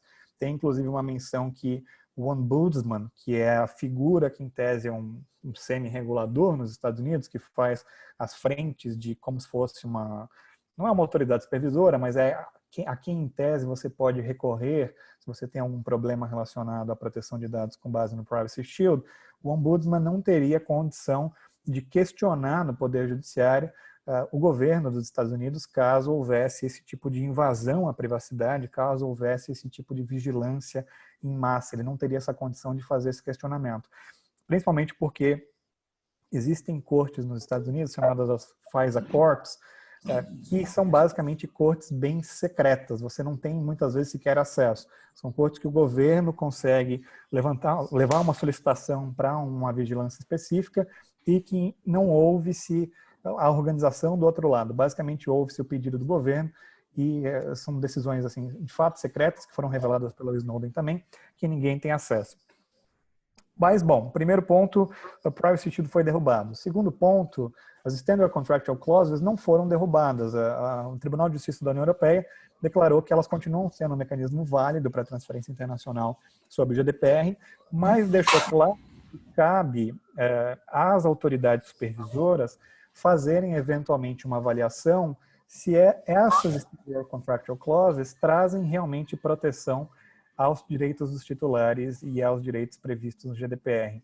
E isso vai trazer, bom, duas complicações enormes, né? A primeira é que muitas organizações que dependiam do Privacy Shield para fazer transferência internacional, agora vão precisar depender de outros modelos.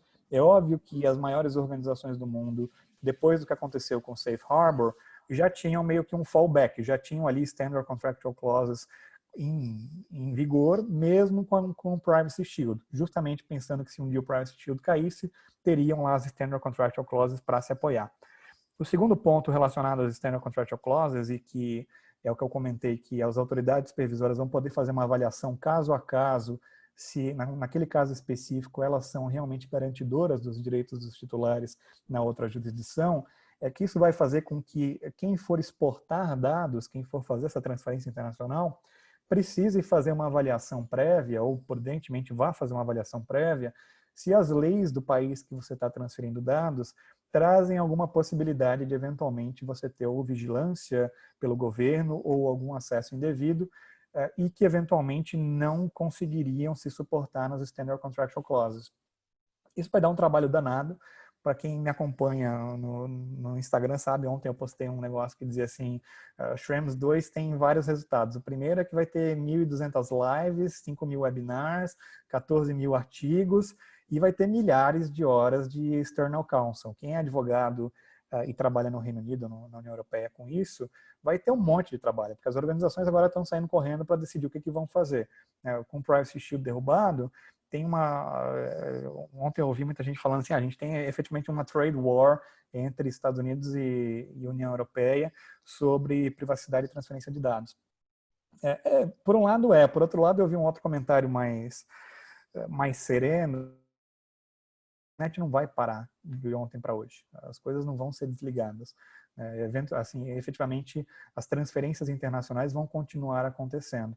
É óbvio que as empresas vão tentar se socorrer a métodos que garantam maior tranquilidade a elas e maior segurança de que essas transferências internacionais são possíveis, mas isso não vai acabar. Se você imaginar assim, não vai mais ter transferência entre a Europa e Estados Unidos. Sorry, não vai acontecer, né? Não tem como. Eu acho que agora o que a gente vai ver é uma corrida de... Primeiro, a União Europeia provavelmente vai tentar criar um novo método de transferência, vai o Privacy Shield 2, ou sei lá, o Privacy Blaster Master Framework de transferência. Alguma coisa eles obviamente vão fazer. Já fizeram isso antes, né? Quando o Safe Harbor foi derrubado, logo na sequência surgiu o Privacy Shield. Agora, muito provavelmente, dizem as más línguas que a União Europeia já estava meio se preparando e que já tem aí alguma coisa sendo realizada para criar uma nova ferramenta de transferência. Mas é isso, eu vou deixar para a Vivi comentar os pontos dela. Ontem eu fiz uma postagem, coloquei 10 tópicos lá no meu LinkedIn, né? E eu até editei, porque eu também compreendo exatamente como você, né? A questão da subsistência, né? Das SEC, com a obrigatoriedade de uma atuação mais eficaz, né? Por parte da autoridade do país, né? Do Estado-membro. Mas, na realidade, eu achei interessante, eu não sei se todo mundo que está aqui chegou a ver, que justamente no site da NOIB, né, o Max Schrems fez uma espécie de uma errata para entender que ele, na verdade, compreende que as SEC não são subsistentes diante da decisão, né? Eu acho eu gosto muito dele, de verdade. Eu tenho o Max Schrems como um ativista que eu respeito e admiro, verdade. Eu só acho um pouco curioso porque ele fala isso, né? Ele é contra toda e qualquer transferência. Hoje ele falou alguma coisa nessa linha lá na live da IAPP no LinkedIn, e, no entanto, ele fala isso no Twitter, né? Então eu acho curioso mesmo. Bom, mas você sabe que essas são as curiosidades da vida, né, Vivi? Eu também acho assim, eu acho que tem um limite. A gente que trabalha com proteção de dados também usa Twitter, LinkedIn, faz call no Zoom. Eu acho que tem um limite quando a gente começa... O pessoal que já gosta de fazer face app, eu já não curto tanto. Mas acho que assim, tudo na vida tem é difícil você viver sem algumas tecnologias hoje em dia, né? A gente tem que tentar fazer algo para melhorar essas tecnologias para que elas garantam maior privacidade e maior respeito aos nossos dados. Agora, imaginar pelo menos uma aluna me mandou uma mensagem ontem falando assim: qual que é o perfil do Max Schrems no Instagram? Eu falei, não, ele não está no Facebook, né, como um todo. Isso ele não está mesmo, né, porque ele é o inimigo. O WhatsApp ele deve usar, será que não? Se bem que lá, de repente, usa um Telegram, um Signal, alguma coisa assim. Mas o Twitter é americano, o ponto é esse, né? É evidente que existe a transferência internacional dos dados do Mark Claro. Rutte. E ele interpretou de uma maneira mais inclusiva essa questão, e eu acho que, e na verdade eu dei uma olhada geral, passei no Daniel, passei em várias pessoas, e a grande maioria entende exatamente assim. É óbvio que as Standard Contractual Clauses estão válidas, com algumas determinações adicionais, né? Mas não tem como cair de fato, né? A gente não tem muito mais tempo, acho que poderia só Então, pronto, responder botei aqui no... uma pergunta da Jennifer.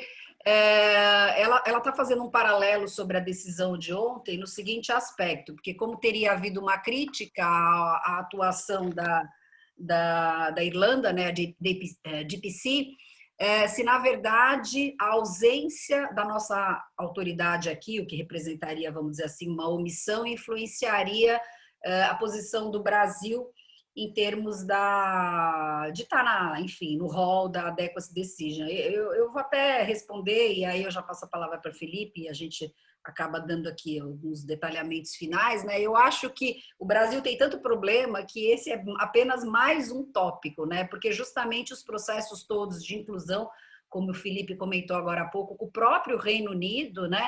Então, logicamente, haverá uma antipatia, né, presumida, né, de se acelerar esse processo por conta dos aspectos políticos. Então, a política acaba sendo um todo, né? E o Brasil, ele já tem essa circunstância toda, né, que já não é muito favorável dentro do cenário internacional, né? Então, eu acho que sim, Jennifer, mas ele é talvez mais um elemento, né, vamos dizer assim, que se soma a uma dificuldade. Também lembrando que esses processos não são rápidos, né?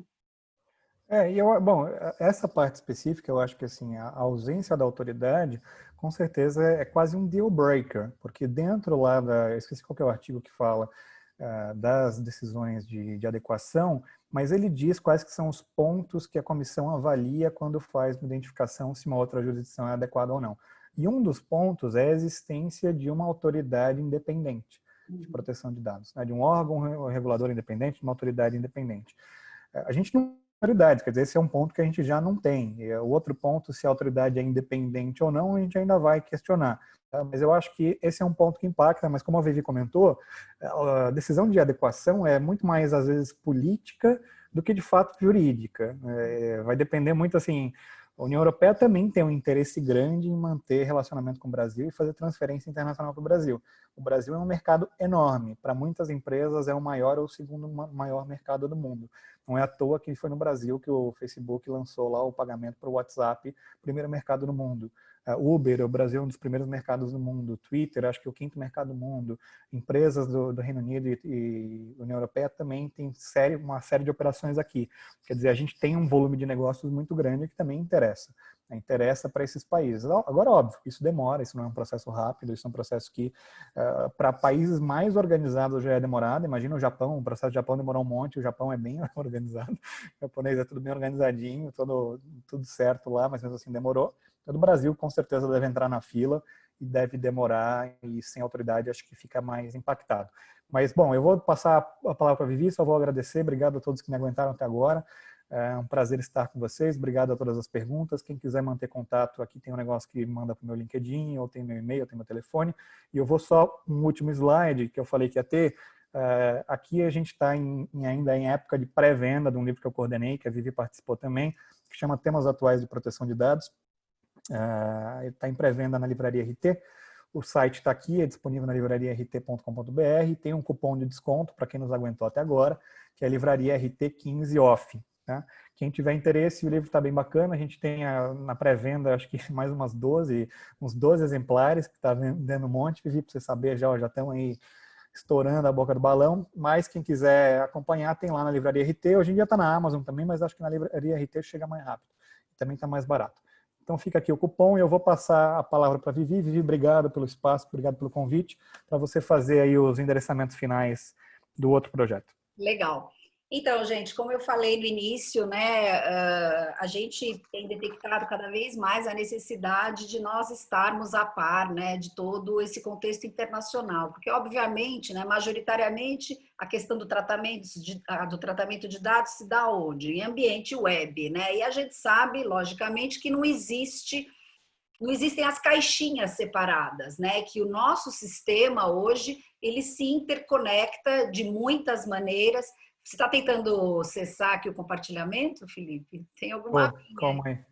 Aqui, achei. Ah, Stop share. tá bom, não. Sim, não existe esse território, como a Thaís está falando aqui no chat, né? De modo que na realidade, hoje, quem quer trabalhar efetivamente com proteção de dados, e aliás, eu sou muito chata nesse aspecto, porque eu digo que o certo é você começar mesmo pela União Europeia, porque é de lá que as coisas vêm, né? E tanto é assim que a minha própria vida é essa trajetória, né? Eu comecei a estudar primeiro pelo regulamento europeu, eu trouxe para cá o GDPR, nós lançamos curso, lançamos livros, e no final, hoje o mercado já não oferece mais algo que é essencial, né? Quando veio, a partir de agosto de 2018, quando veio a LGPD, todo mundo focou em ensinar a LGPD, né? Então, na verdade, o que a gente está fazendo, e essa é a minha ideia, é retomar essa necessidade de uma compreensão bastante profunda do contexto europeu, sem o qual é impossível trabalhar, gente. Qualquer um de vocês que esteja aí hoje, eu tenho certeza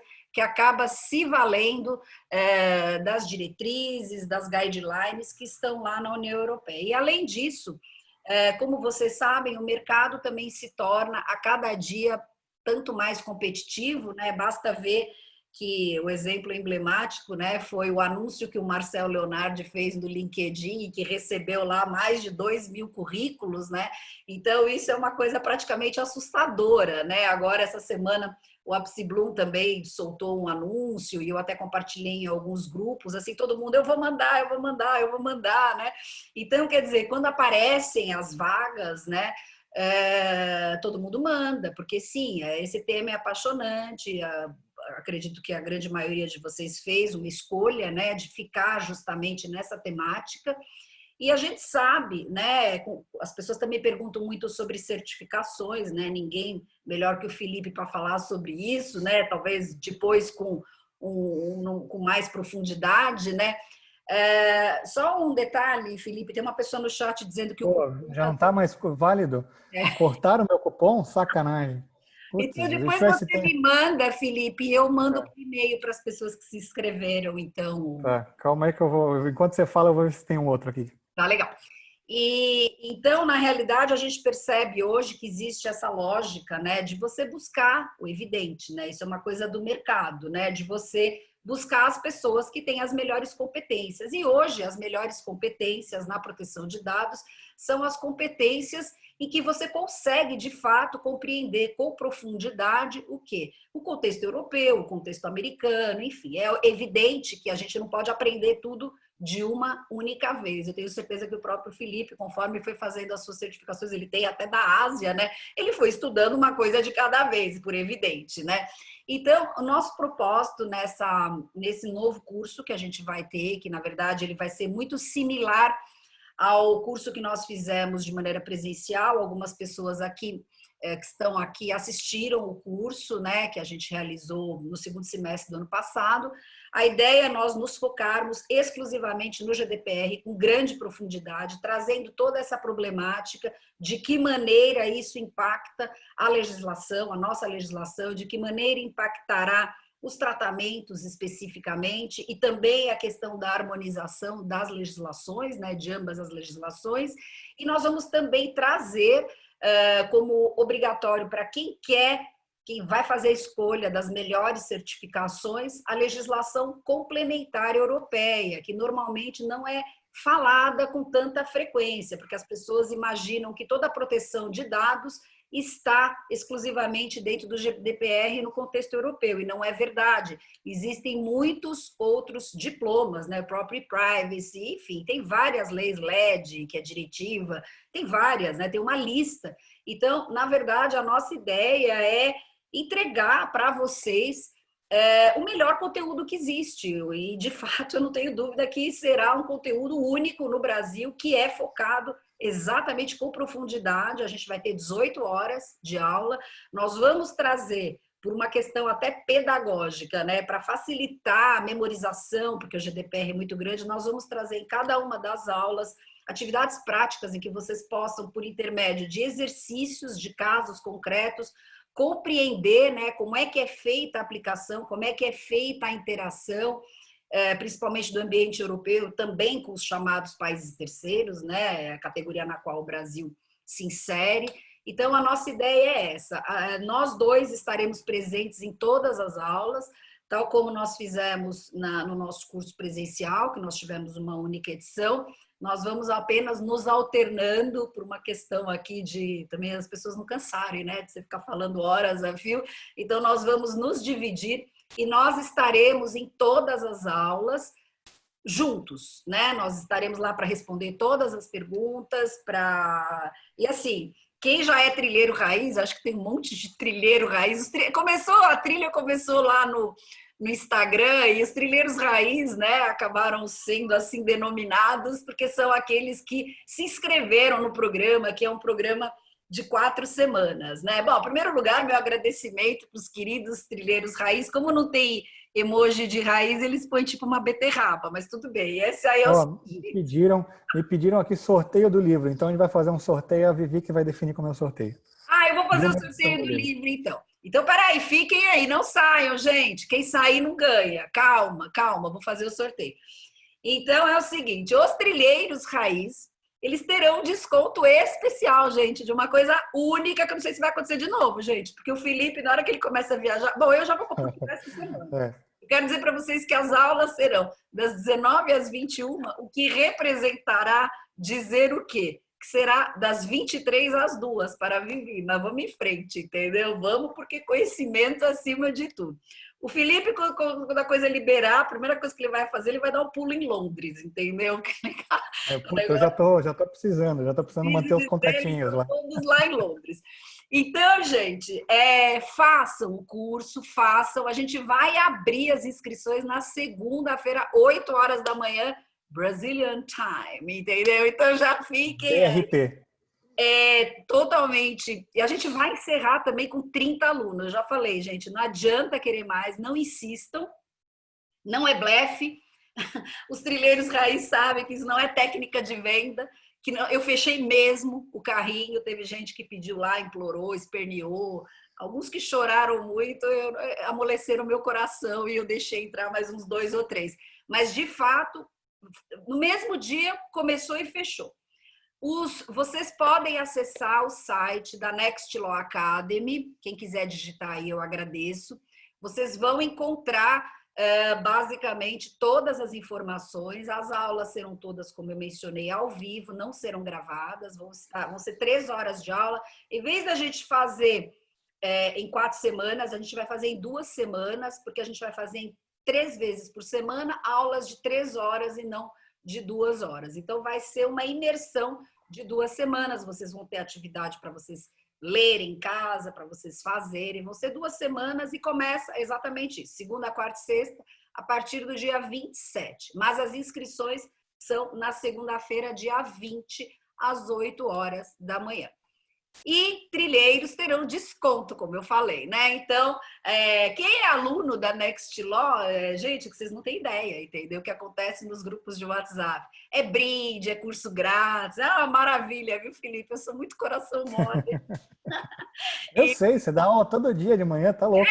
Exatamente. Então, é isso, gente. Então, olha, eu espero mesmo vocês, como vocês viram, eu poderia dar esse curso de graça não.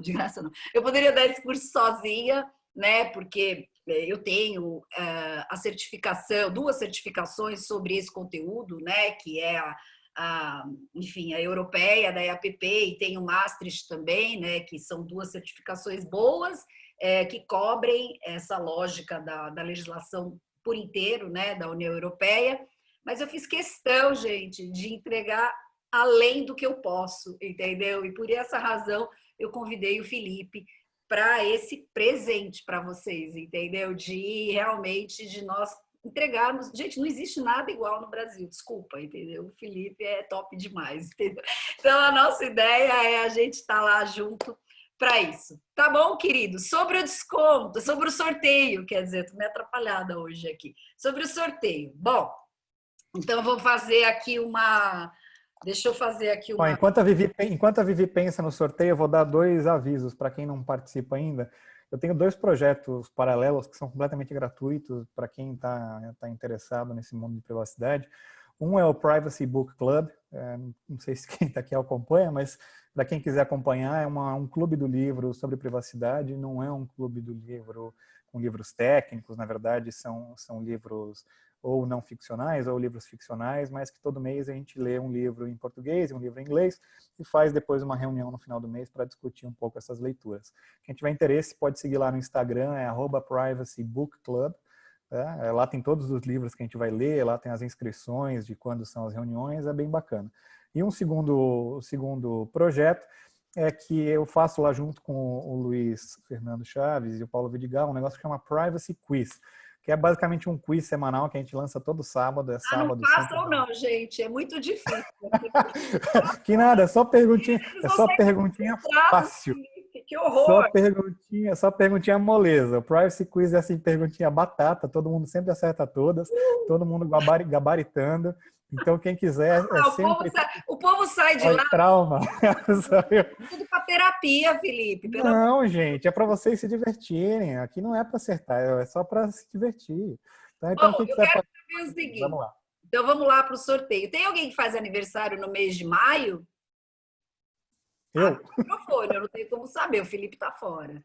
Quem? Roberta Teó? Não, fala no microfone, gente. Meu namorado não vale, tem que estar... Meu namorado, calma. Eu faço. Quem é? Gabriela. Bel, 28 de maio. Bel. Quem mais? 19 de maio, Gabriela. Gabriela. Só a Bel e a Gabriela? 9 de novembro, Silena. Que dia você faz, Bel? Oi? 28. 1º de maio. Eu faço dia 28. 28 Não tô ouvindo. de maio. Tem mais alguém em maio? A Roberta. 15 de novembro. Bom, o parâmetro era 25 de maio. Quem fizer aniversário mais perto de 25 de Obrigado. maio, olha, O aniversário do meu ex-casamento, eu tô divorciada, era 25 é tipo o meu ex-marido, é dia 25 Não, mas daí... Não, mas daí... Não, era de casamento. Por isso eu demorei logo a data da vigência. Ô Felipe, acho que a Bel ganhou. A Bel tá em Bel ganhou, então... Eba! Portugal. Você manda para mim que eu vou... Você manda por Sedex que eu Não, vou... mas eu nem tenho ainda, calma, tem que chegar, nem eu tenho o livro ainda. Nem pré-venda, eu comprei uns para mim, mas não chegou os meus. Coitada, eu ia levar para ela. Poxa. Então, a Bel vai receber depois, Bel. Você vai receber um pouco tarde. Mas não receber. vai ter o Não sorteio? esquece então, hein? Vou cobrar. Já teve o sorteio. O sorteio é esse, gente. É esse. O sorteio é só de maio. Eu tô pensando que é todo mundo. Nossa. O quê? Vamos fazer uma pergunta aí para incluir Isso. no sorteio. Quem acertar a pergunta leva. Vai ter que ué. falar ou tem que escrever a Sorteio. resposta? Não, É um tem que sorteio escrever. direcionado. Vamos fazer um sorteio seguinte. Tem que escrever no chat, não é falar. Ah, vamos lá. meu Deus. Tem que escrever no chat. Primeira pessoa que responder resposta certa leva. Isso é Todos o que a preparados? gente chama de quiz, que eles têm pânico também, que eu faço quiz deles e eu dou sempre cursos de graça para quem ganha o quiz O livre. problema do quiz é um todo mundo desafio preparado. tecnológico. Gente, vamos Porque puxar. o melhor cabeamento ganha. Abre Felipe, o chat. Mas o meu tá garantido, né? Olha lá, hein? Felipe, tá todo mundo preparado, já com o Google aberto aqui. Pode perguntar. Então tá bom, está todo mundo preparado, vamos perguntar. Vamos lá, pergunta para ganhar aí mais um livro, um só, hein? Quem responder primeiro leva um livro, todos preparados. Eu vou ficar no controle aqui, Felipe. No júri, a doutora fica no júri. Ficar no júri. Então vamos lá. Preparados? Sim. para violações, A bicha está. para violações não intencionais. Mês passado, mas tudo bem, deixa aqui. Ó, vou fazer a pergunta, vamos lá. Para violações não intencionais do CCPA, qual que é o máximo da punição que o advogado-geral pode solicitar? O valor? 2.500, acertando. Teve um 2.500 ali, Fernando. Fernando levou. Opa, Fernando! Fernando! Não sei falar o nome dele, mas eu sei quem é. Esperamos que a Vivi tenha acertado seu sobrenome, mas Fernando levou. Fernando, depois você manda mensagem. Você tem meu WhatsApp, você me manda mensagem com seus dados de envio e com seu consentimento para você me passar esses dados aí, que eu te mando o livro quando ele chegar. O Fernando tá com 2 telas abertas, uma aqui e outra no Google. Por isso que ele ganhou. Bem preparado, né? Sensacional, gente. Então, olha, é isso. Muito obrigada. Esperamos você. Esperamos que, se você não puder fazer agora, vai ser uma pena, mas esperamos que vocês tenham gostado da aula, né? Como eu falo, as nossas aulas, né, Felipe? A gente entrega mesmo, não fica naquele enrolation, né, de algumas pessoas, né? Então, gente, não sei quando vai acontecer outro, mas por isso que eu falo, faça o curso, porque vocês já viram como eu me dou bem com o Felipe, é a mesma vibe que os trilheiros aí já estão acostumados, é meio zoeira mesmo, mas é muito conteúdo sério. Tá bom, queridos? Um grande beijo para vocês. Beijo para todos. Até mais. Tchau, tchau, gente. Obrigado, pessoal. Tchau, Fê. Tchau. Obrigada. Valeu.